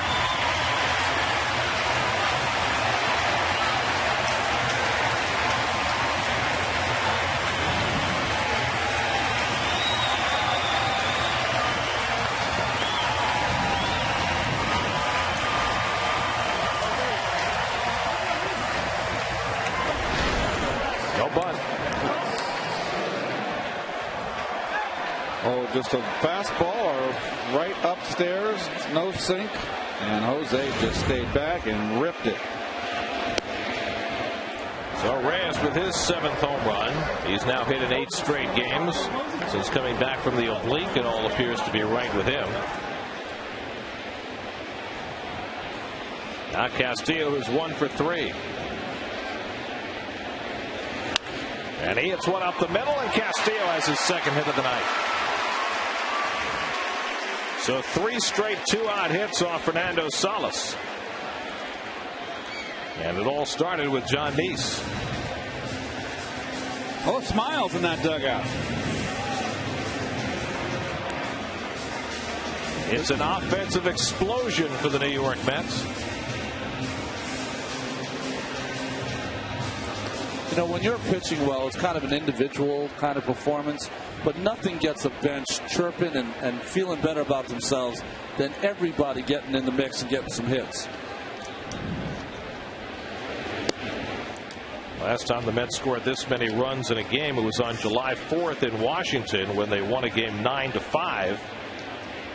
Now here we are 23 days later, and the Mets have finally put together a big offensive game.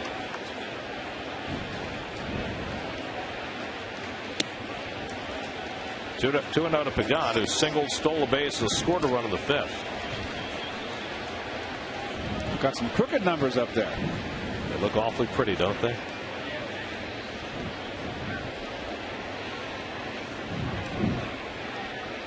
And Jonathan Neese right there, very appreciative. He has not had a lot of run support, nor has anybody had any run support for that matter of late. R.A. Dickey's thinking, when do I get a run?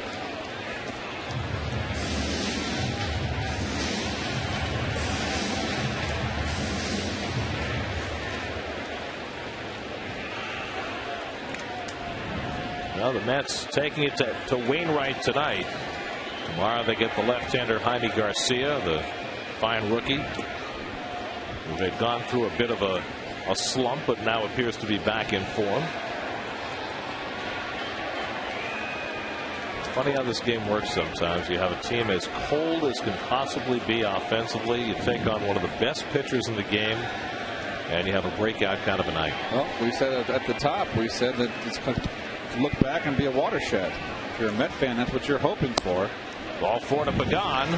And so Salas, after retiring the first 2 hitters, has given up 2 singles, a home run, and now a walk. And that'll get David Wright to the plate with 2 men on. David drove in a run with a sacrifice fly his last time up. He's also walked and scored, officially 0 for 1.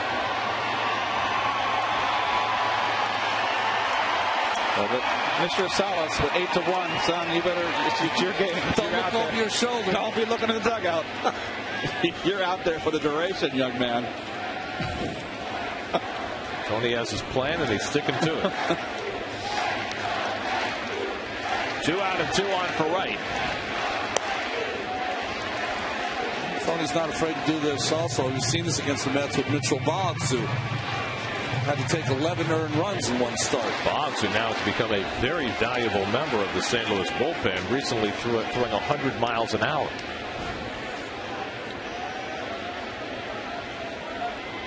The back end of the bullpen's going to get some work tonight for the Cardinals. 1-1 to Wright.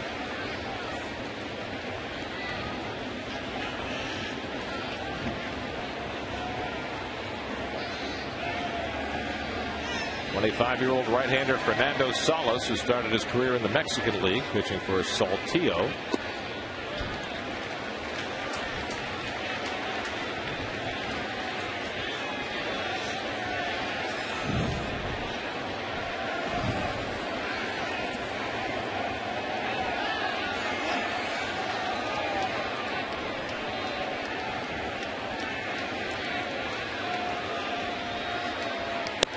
Wright takes a hack at the fastball, 2-2.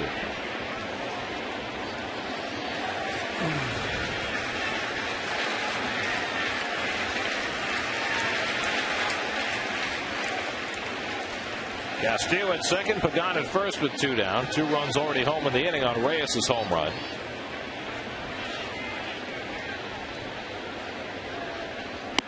Oh, and that just missed. 3-2. I believe this ball's on the plate. Think it's up, Keith? That's the only thing I can think of. Marvin Hudson called to the ball.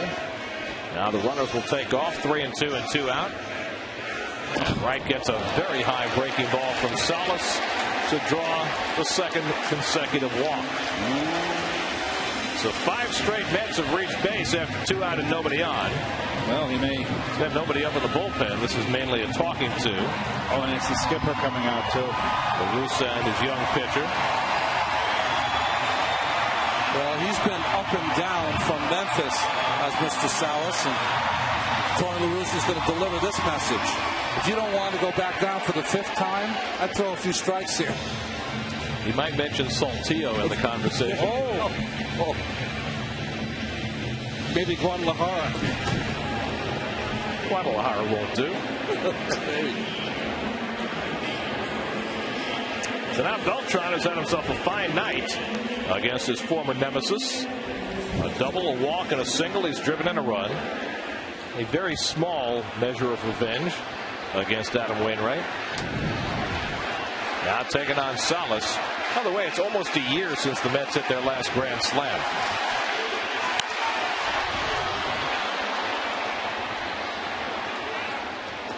Last grand slam by a Met came August the 1st of last year. It was hit by Angel Pagan. Clay Zapata? Arizona, right? Yes. 1-1 to Beltran. Get a life.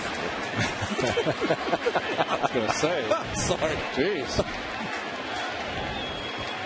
My goodness. You're working too hard.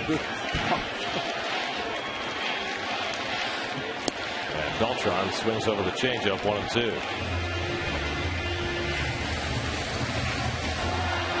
Beltran, the 8th man up in the inning. Ike Davis on deck.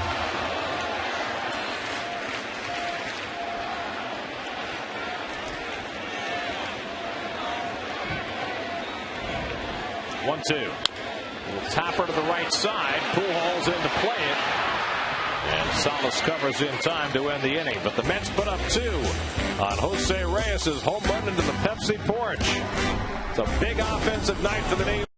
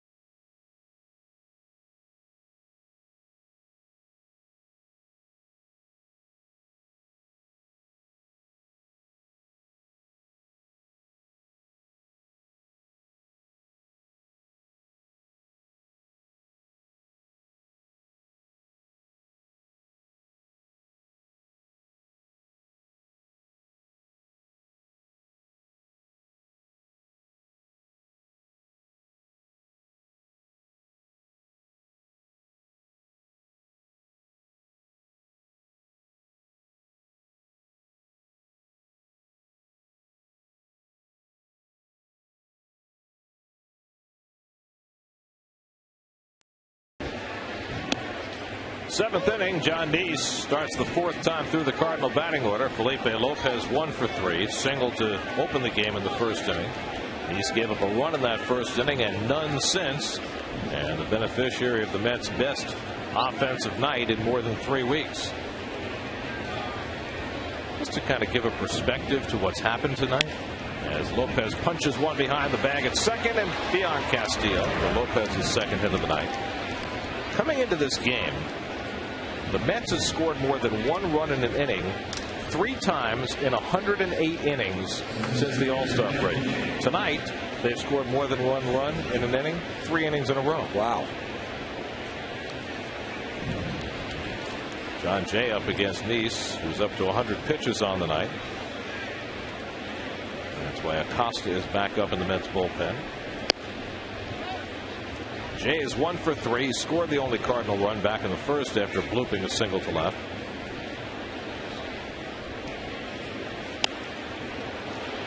What was that? He was squaring as though he was sacrificing. It's a very, awkward player to watch, John Jay. I mean, if you're going to be laying down a bunt for a hit, aren't you going to be running up? He almost stepped on home plate, too. Would have been out had he done that.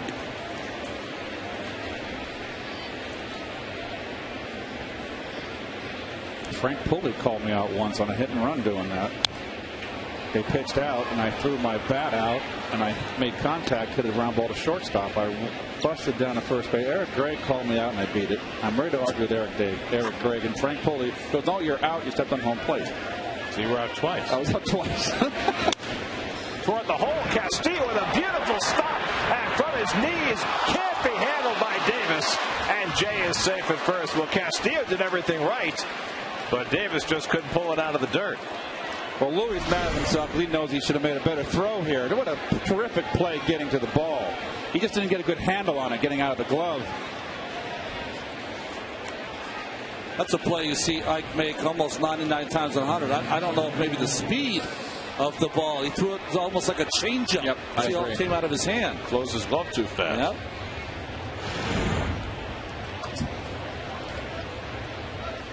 So the Cardinals have the first 2 men on ahead of Pujols. And you're going to see on that call something you almost never see on a ball thrown in the dirt, an error charge to Ike Davis. Really? Really? That is Very rare. wow. John Neese is done after 6 innings plus. Manny Acosta comes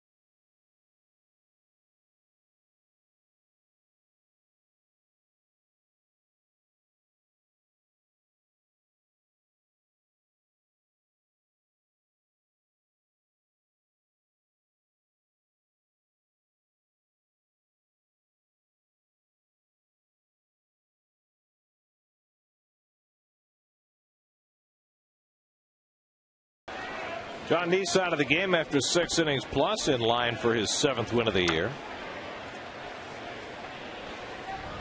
As Manny Acosta comes in to face Albert Pujols, who's 0 for 3 tonight. 3 ground balls to the infield. 2 on and nobody out. And Pujols takes a fastball for a strike. Well, Manny came up for the 2nd time from Buffalo. You can see his numbers so far this season. Pitched both on Saturday and Sunday in Los Angeles, recording an out in each game. Each time came in to face the right-hand batting Matt Kemp. Struck him out the first time. Got the benefit of a great diving play by David Wright the 2nd time. Now brought in to face Pujols. And misses high with a fastball, 1-1. You got all right-hand hitters coming up here. Pujols, Holiday, Ludwig. With Lopez at 2nd and Jay at 1st and nobody out.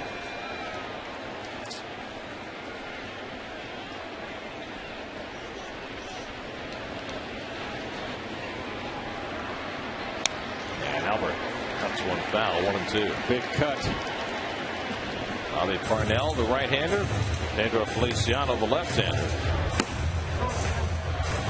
In the 7th inning of an 8-1 game.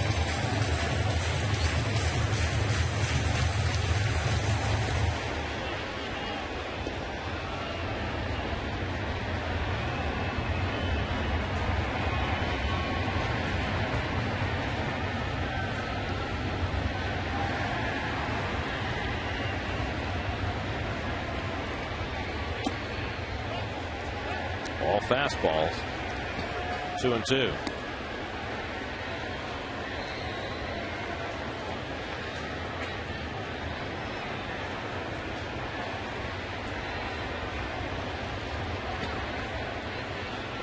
That's a great view, isn't it? I love that angle. I didn't know the hole was that big. If I'd known that when I was pitching, I would have been in trouble. I mean, look at that.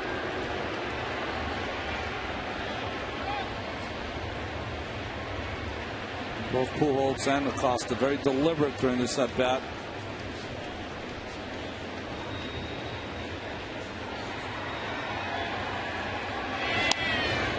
Wastes away the slider. Did either of you watch any of Pujols on Letterman last night? I didn't get to see him. You know, he looks so intense every moment he's on a baseball field. He was relaxed and smiling, and he looked like a different person. Wow. Yeah, he has an intensity that doesn't go away usually for 9 innings. Maybe it's part of what you were talking about, visiting team coming to New York for a day. That's part of the deal. That's right. Let down your gobble a little bit. Pujols gets under one to left field. Pagan to the line. And reaches back to make the grab. Now Pagan was worried about the sidewall, and that ball came back on him, and he stayed with it. You're absolutely right, Gary. He kind of lost track looking back at that. That ball was going to be fair, too. That was big trouble. There he goes right there. I think he got a little bit, lost his bearings a bit. Yeah, he's smiling. He hadn't played much left field this year, and that's the 2nd one he's made near that line. So that's the first out of the inning, and now Matt Holliday, who's 1 for 3.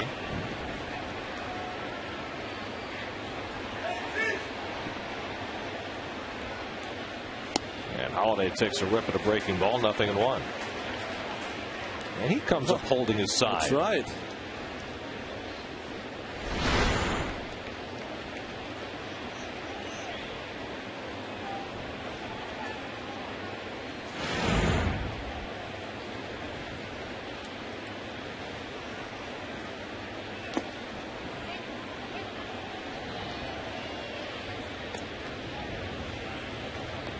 It's interesting, these two good hitters. Pujols, everything is no wasted motion, back to the ball. Holiday just the opposite, a big leg kick, big swing. 5 years in a row, 300 hitter.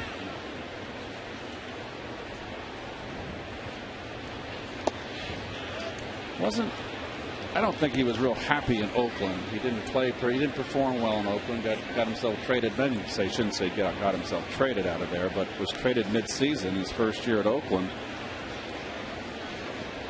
Well, he certainly has fared better in the National League than he did in the American League. Turned it on almost from the day that he was dealt to the Cardinals last year. and then signed a 7-year contract with St. Louis in the offseason. He and Jason Bay were the big free agent outfielders out there, and you know, $66 million isn't bad, but Holiday got twice as much. Wow.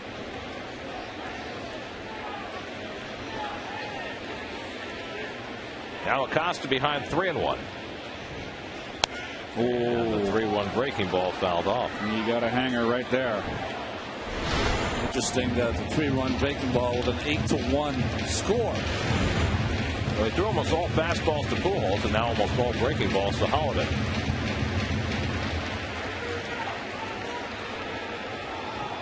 With Ryan Ludwig, another right-hand batter on deck.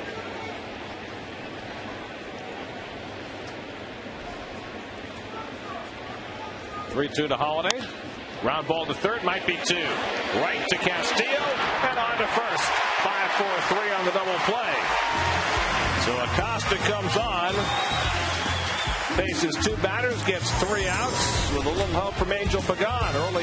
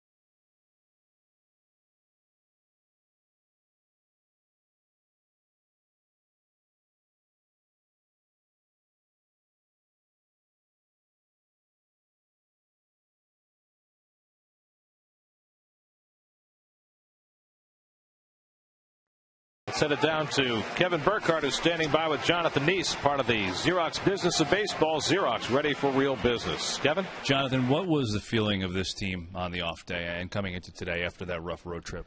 It was a rough road trip. I think, I think we put that behind us today, obviously, and we're doing a great job. Hitters are doing great, and I was just trying to keep the team in the game. With Wainwright on the mound, I was just trying to match his effort, but and keep the team in the game, and we've been doing good. Do you feel the weight of that? And I understand this pitching staff has pitched well, and there have been plenty of games, especially on the road trip, pitched well and didn't get a decision or got a loss. Did you feel that going out there today? Did you feel the weight, like, all right, I've got to just do even more that I've been doing? No, never. I never think like that. I just, I go out there and keep the team in the game. Whether, if we score 2 runs, I try and only give up 1. So it's just one of those things where tonight our bats are doing really good, and fortunately, Tully and I were on the same page out there, and it'll put up only 1 run. Are you expecting yourself to go 7 innings every time out now? I want to. I want to go 9, but obviously every pitcher wants to go 9. But I just try and go as deep as possible, and each inning I want to go back out. It seems like it. How about this lineup when you're facing the Cardinal lineup? How about when you face a Pujols for the 3rd time? What are the dangers of that as maybe compared to when you see him for the first time during the game? Well, he is a dangerous hitter, but I think if we stick to our plan, Tully and I think we can get him out. So he is a dangerous hitter, but he does have holes like everybody else. And so I think if we stick to our game plan, then I think I can get him out as well as anybody else on the team. Last one, John, before we let you go. I know you have to ice your arm and do those things. With Josh Tully now, he's going to get some more time. You talked about him, with Rod on the DL. What do you like about him, back there calling a game? Tell me what you see as a pitcher. He's a very personal guy, and he's open for everything, just like Rod is, and Henry. They're just open to what we like to pitch, and I think they know us. They know our pitching style, and they work good with that. Yeah, kind of guide you along. Well, John, certainly hopefully the Mets can go out and secure this one for you. Thanks for the time as always. Okay. All right. Thanks. Another great effort from Jonathan Neese, guys. Back up to you. And thank you, Kevin, and thanks very much to John for doing the interview as Fernando Salas has back-to-back strikeouts. There's a wonderful Midwest composure and humbleness to Jonathan Neese. And if you listened to Kevin's interview, did you hear how many times he said we and us and not I and me? That was a nice thing to listen to. There's a quiet confidence around Jonathan that I've noticed in my conversations with him, or someone with such limited experience and poise on the mound. And you talk about teammates and Midwestern sensibility. You've got Neese and Tolley, born one day apart, one in Ohio, one in Illinois, working as a battery tonight. Who knows? Could be a battery for the Mets for a long time to come. Neese was born the night y'all won the World Series. Tolley was born the next day. He was part of the celebration. He was. There's Mike Hessman, called up to take the roster spot of Rod Barajas. And he'll get a turn at bat if Tolley keeps the inning alive. What did you call him? The Crash Davis for the Mets? Well, Mike Hessman has more home runs in the minor leagues than any active player. 329 career minor league home runs. He's had big league time with Atlanta and with Detroit. Never has gotten much of a chance and never has produced much when he has. But he continues to own the International League. And now we'll get another chance with the Mets. 2-2 out of Tolley. It's amazing how many players throughout history have been those kind of guys. Mike Laga, I remember, for the Cardinals in the day, hit a lot of home runs. Russell Brandon, who's finally gotten his shot the last 4 or 5 years. How about before that? Gary Razor. Razor, I played with Razor. What a great guy he was. Up the middle, off the foot of the pitcher, Salas, and right to Ryan for a two-hit bounce for the Cardinals for the 1-6-3 that keeps Hessman on the sidelines for the moment. 8-1 Mets after 7.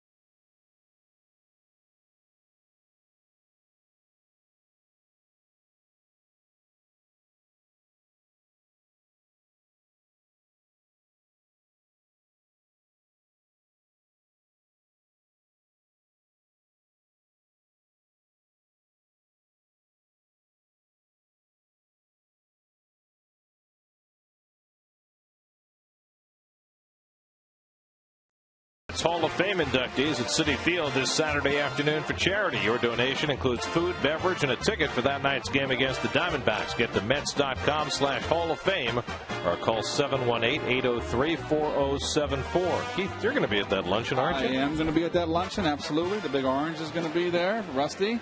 Mookie's going to be there. But Harrelson. Ryan Ludwig with a broken bat single to start the 8th. I'm looking forward to it.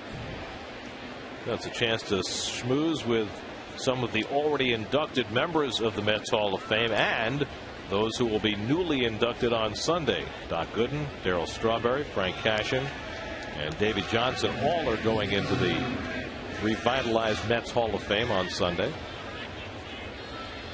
So this will be like the prelude on Saturday. Yes. I'm very excited about it. You have to be crazy not to take advantage of that opportunity. The food's going to be outstanding. Jason LaRue up for the first time. Took over for Yadier Molina behind the plate. Did we ever get a report on Molina? No, we did not.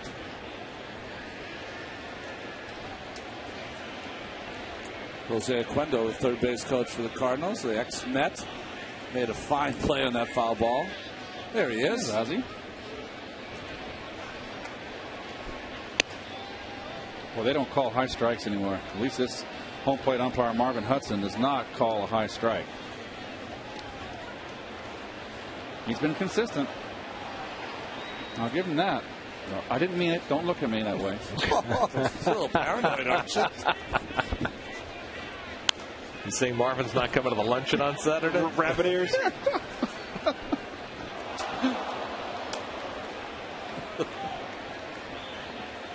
Well, in Washington tonight, no Strasburg, no problem. The Nats shut out the Braves 3-0. Miguel Batista, the emergency starter after Strasburg warmed up, couldn't get loose and was scratched. Batista went 5 innings, 3 hits. Nats beat the Braves 3-0. Out to shallow right. In comes Frank Core, and he slides, and he does not make the catch. The throw to second base is offline, trying for the force play, and Ludwig is in safely. So it's a bloop single for LaRue, and a good effort by Frank Core. Well, a great effort by Jeff. And I don't think that he felt that he had to rush the throw here. Remember now, he has no peripheral vision to be able to see where the runner is. And there he is, feeling he had to rush the throw. He got a little raspberry diving for that ball. Could be worse. Could have been AstroTurf. Tell me about it. How many cheap hits is a bad word. I mean, unbelievable for the Cardinals. Well, the Mets have had a few too today. A lot of soft hits in this game. That's 9 hits in the game for St. Louis. Brendan Ryan up with 2 men on against Manny Acosta, who came into a similar spot in the 7th inning and got a fly ball and a double play. Now he has set his own table. Ryan is 1 for 3, an infield single back in the 2nd. Reached on an error his last time up. Pitcher's spot is due up next, and Randy Wynn has come out on deck to pinch hit.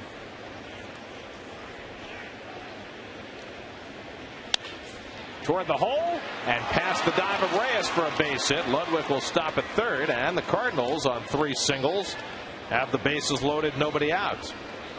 Before Wynn comes up to pinch hit, let's go to the studio and check in with Jonas Schwartz for a New York State Smokers Quit Line game break.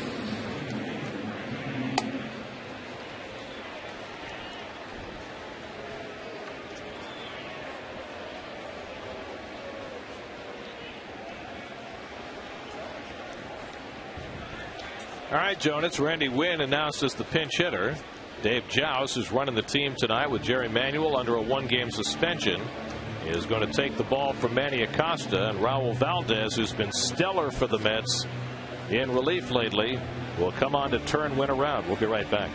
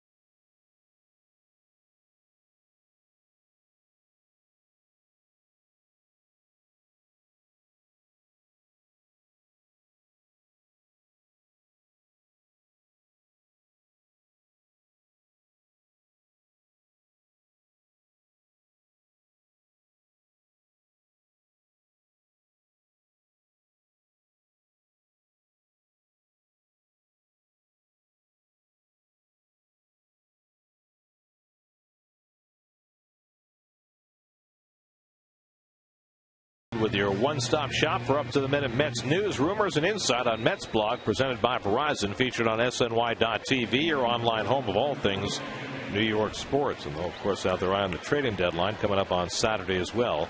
Raul Valdez, over the last 8 days, has been in 4 games, pitched 8 2/3 shutout innings. He has been outstanding for the Mets all season long. He has been their emergency guy they go to when they're trying to get a few outs in the middle of the game. Randy Winn, a better left-hand hitter than right. That's why the Mets bring in the lefty to face him. Winn began the season with the Yankees, let go, signed by the Cardinals, and hitting .276 with St. Louis. Bases loaded, nobody out as St. Louis tries to fight back in the 8th, and Winn pulls one foul.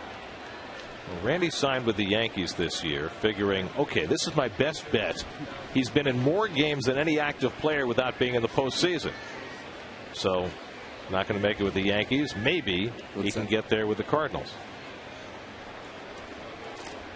This is his 1,666th game, and never a sniff of the postseason.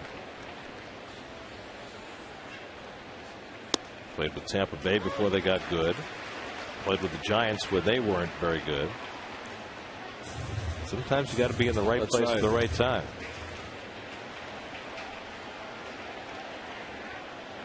I remember Carlos Delgado when he was with the Mets until 2006. He had always been a guy that had not been in the playoffs.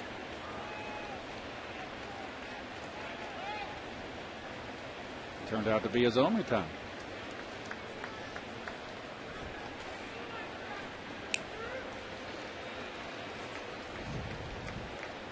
Valdez ahead on Winn, 0-2.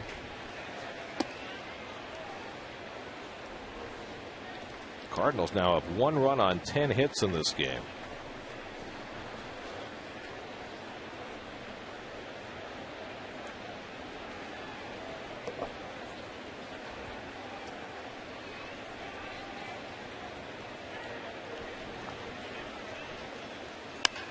Double play ball right at Reyes.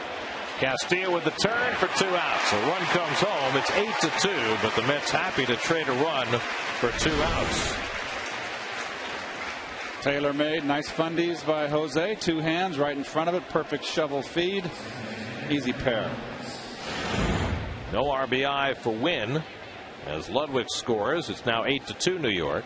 2 out and a runner at third for Aaron Miles. Miles came up with the bases loaded and 2 out in the 6th inning. And John Neese got him to fly out to right field.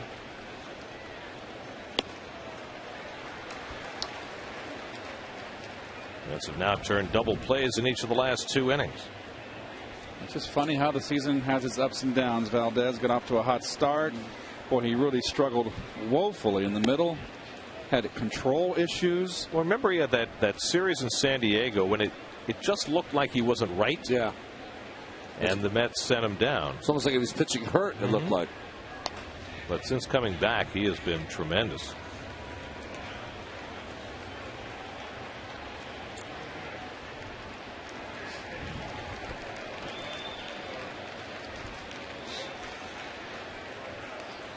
.32-year-old left-hander from Cuba.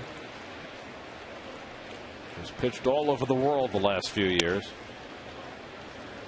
And came out of nowhere to make an impact this spring, open some eyes, and early in the season get a call.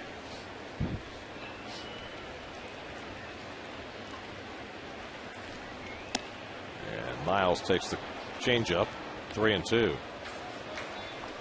Felipe Lopez would be next. John Neese went 6 innings plus, a lot of run-on, 7 hits tonight. He's in line for the win. Manny Acosta worked an inning plus. He's been charged with 1 run on 3 hits. You know what I've been impressed with Valdez is that every day when I get to the ballpark, on the road or at home, he is always one of the first guys here. He's always in the outfield getting his running in. Tip-top shape. Gets in on the hands of Miles, who pops one straight up for Tolle. Almost trips over his own mask. Side retired. Nice job by Valdez again. 8-2 New York.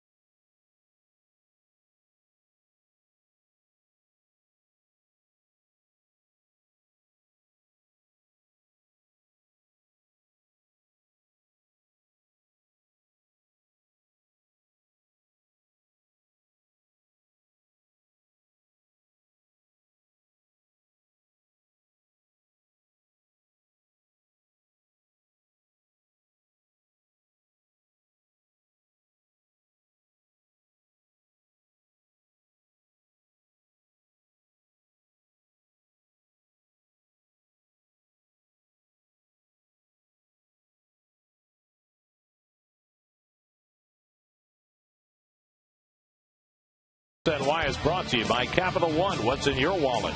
By Acela Express, where you can plug in and work or sit back and relax. Book now at Amtrak.com.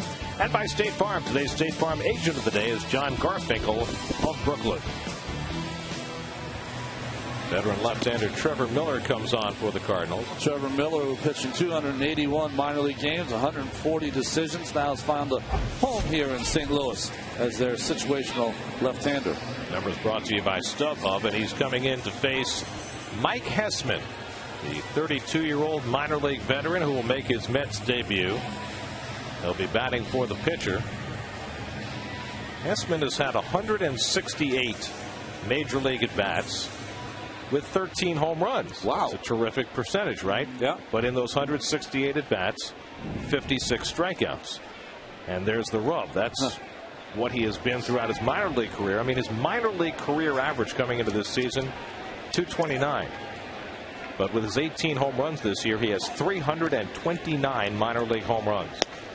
He's very much an all-or-nothing hitter. Last year, playing for Toledo in AAA, 23 homers, 171 strikeouts. So you know what you're getting with Hessman, who was originally signed by the Braves out of high school in 1996 as a 15th round pick. We've seen a lot of Mike in spring training over the years, both as a Brave and as a Tiger, and again this year as a Met. He can play some third base, some first base. He's played a sprinkling of games in the outfield as well. And a high pop-up in foul ground. Lopez coming down and stays with it to retire Hessman one away. Time to check in with the studio, see what's coming up. Here's Gary Apple. Gary, coming up tonight, the latest on Terrell Owens not coming to the Jets. He's heading for Cincinnati to join Ocho Cinco. How about that combination together? And another big league celebration gone bad. We'll have it all when we see it tonight, fellas. What happened to Jonah? Is he off? Jonas? Jonas is doing the post-game show. Gary is doing Sports Night. Try and get your shows straight. Come on. It's getting awful confusing. It's very complicated, our program. What you're saying is Carlin needs to come back from vacation. Reyes hit a 2-run homer into the Pepsi porch in the 6th inning, his 7th home run of the year. And the 4th home run into the Pepsi porch by a Met this year. Mike Davis had the last one before tonight.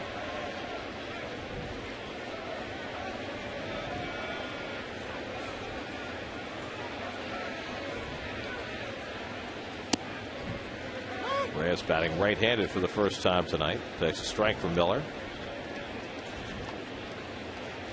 Fernando Salas in relief, 2 innings, 2 runs, 3 hits. After Adam Wainwright got touched up for 6 runs in 5 innings. Reyes spins himself around, and it's 2-2.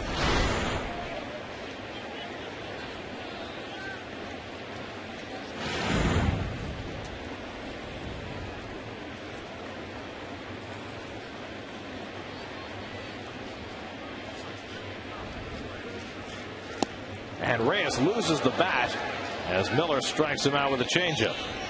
2 out. Let's check out our AT&T trivia question for tonight. The only players in Major League history with 400 homers and 300 stolen bases. And there should be one more very soon. Yes. They're both Giants on top. Oh, we don't even mess around now. We just give the answer straight away. Did we ask the question earlier? Did I miss something? I missed it. I think we're giving our fans a little too much credit there. I don't know if they can get it. That's good. They got them off Google. Good for you. I'll tell you what, I fell asleep a long time ago, but I don't remember that. Castillo 2 for 4 tonight, and he pulls one foul. Well, Alex Rodriguez is about to join the club. I think he needs one more stolen base. Yes, he has 299. Of course, he also needs one home run for 600. By the way, the Indians playing the Yankees tonight in Cleveland. Josh Tomlin, Major League debut, shut the Yankees out into the 7th inning. Wow. It's not bad. The Yankees, for all their great records this year, the past few seasons, if they do struggle, it's usually against a rookie pitcher that they haven't seen. Rare strikeout for Luis Castillo as Miller sets the Mets down 1-2-3. Now we go to the ninth with the Mets up 8-2.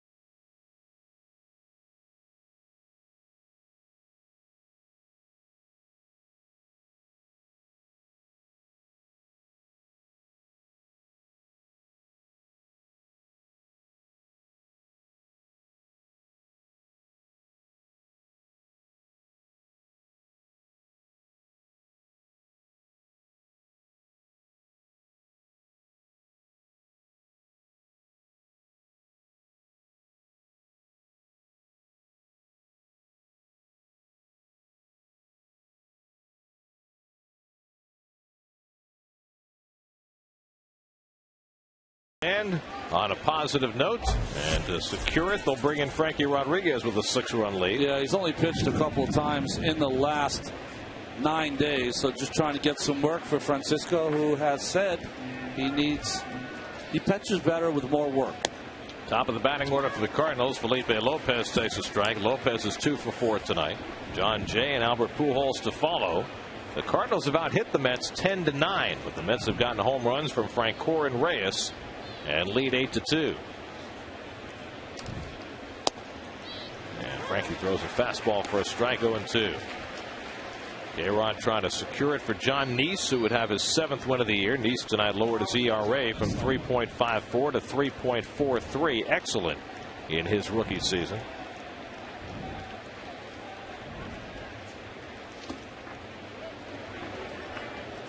Manny Acosta worked an inning. Raul Valdez yet another scoreless inning to get it to the ninth.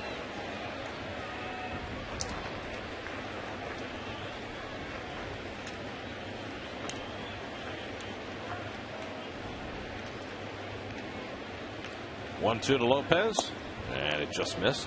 2-2. The Braves have lost tonight, so the Mets, with a victory, will gain a game on Atlanta and be 6.5 out.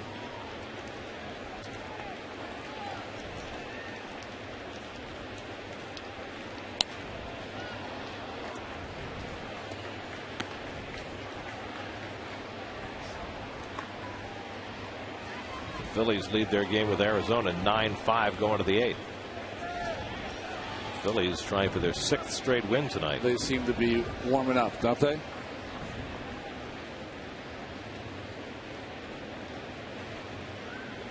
Swing and a miss, and Lopez is down for the first out of the ninth. Tomorrow, game 2 of the series between the Mets and the Cardinals. Johan Santana goes to the mound. He's been nothing short of brilliant over the last month. Jaime Garcia looks for his 10th win, going for St. Louis. 6:30 the coverage tomorrow right here on SNY. Here's John Jay, who's 1 for 4 on the night. Singled and scored back in the first inning.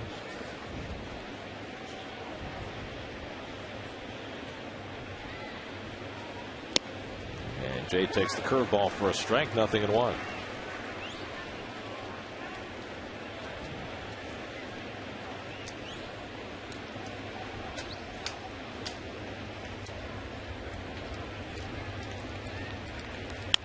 Pulled toward the hole. Davis does a nice job cutting it off and pushes it over to Frankie for the second out.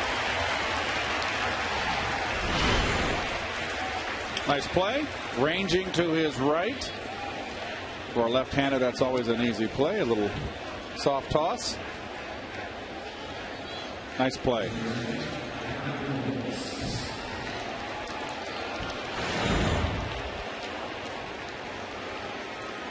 So the Cardinals are down to their final out. Been a rough night at the plate for Albert Pujols. Not only 0 for 4, but appeared to tweak a muscle on his side during a swing in the third inning.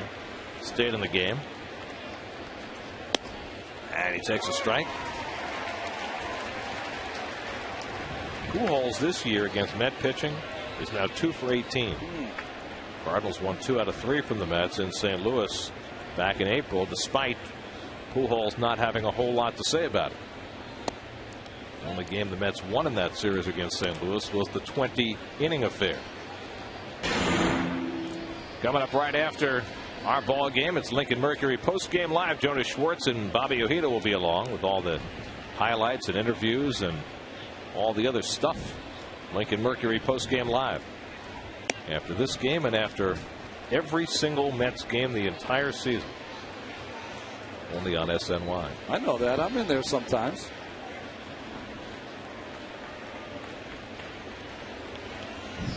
Mets playing their 100th game of the season tonight. With a win, they'll be 51-49.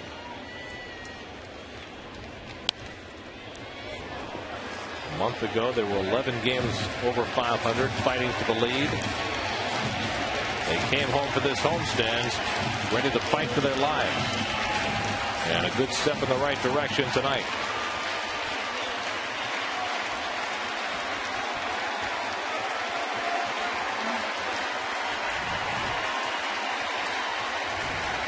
Two to Pujols. A slow ground ball foul. See him wincing again still. Teeth clenched. Stay behind the baseball.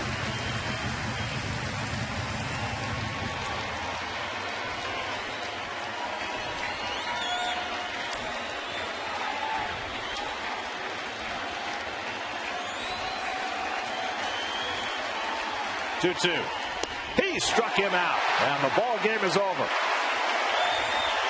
Frankie Rodriguez finishes it up, but more importantly, the Mets found their offense tonight. Home runs by Frank Core and Reyes. John Neese gets his 7th win, and the Mets start the homestand with an 8-2 win over St. Louis. Well, they continue their fine play at home, and they have to have a good homestand, folks. We told you about that. They pushed their record up to 31-16 at home. John Neese again, what a fine performance. Frank Core, as you just saw right there, wasn't supposed to start today. He gets the start because of the concussion to Jason Bay. And what does he do? The big blow of the game, a 3-run shot back in the 4th.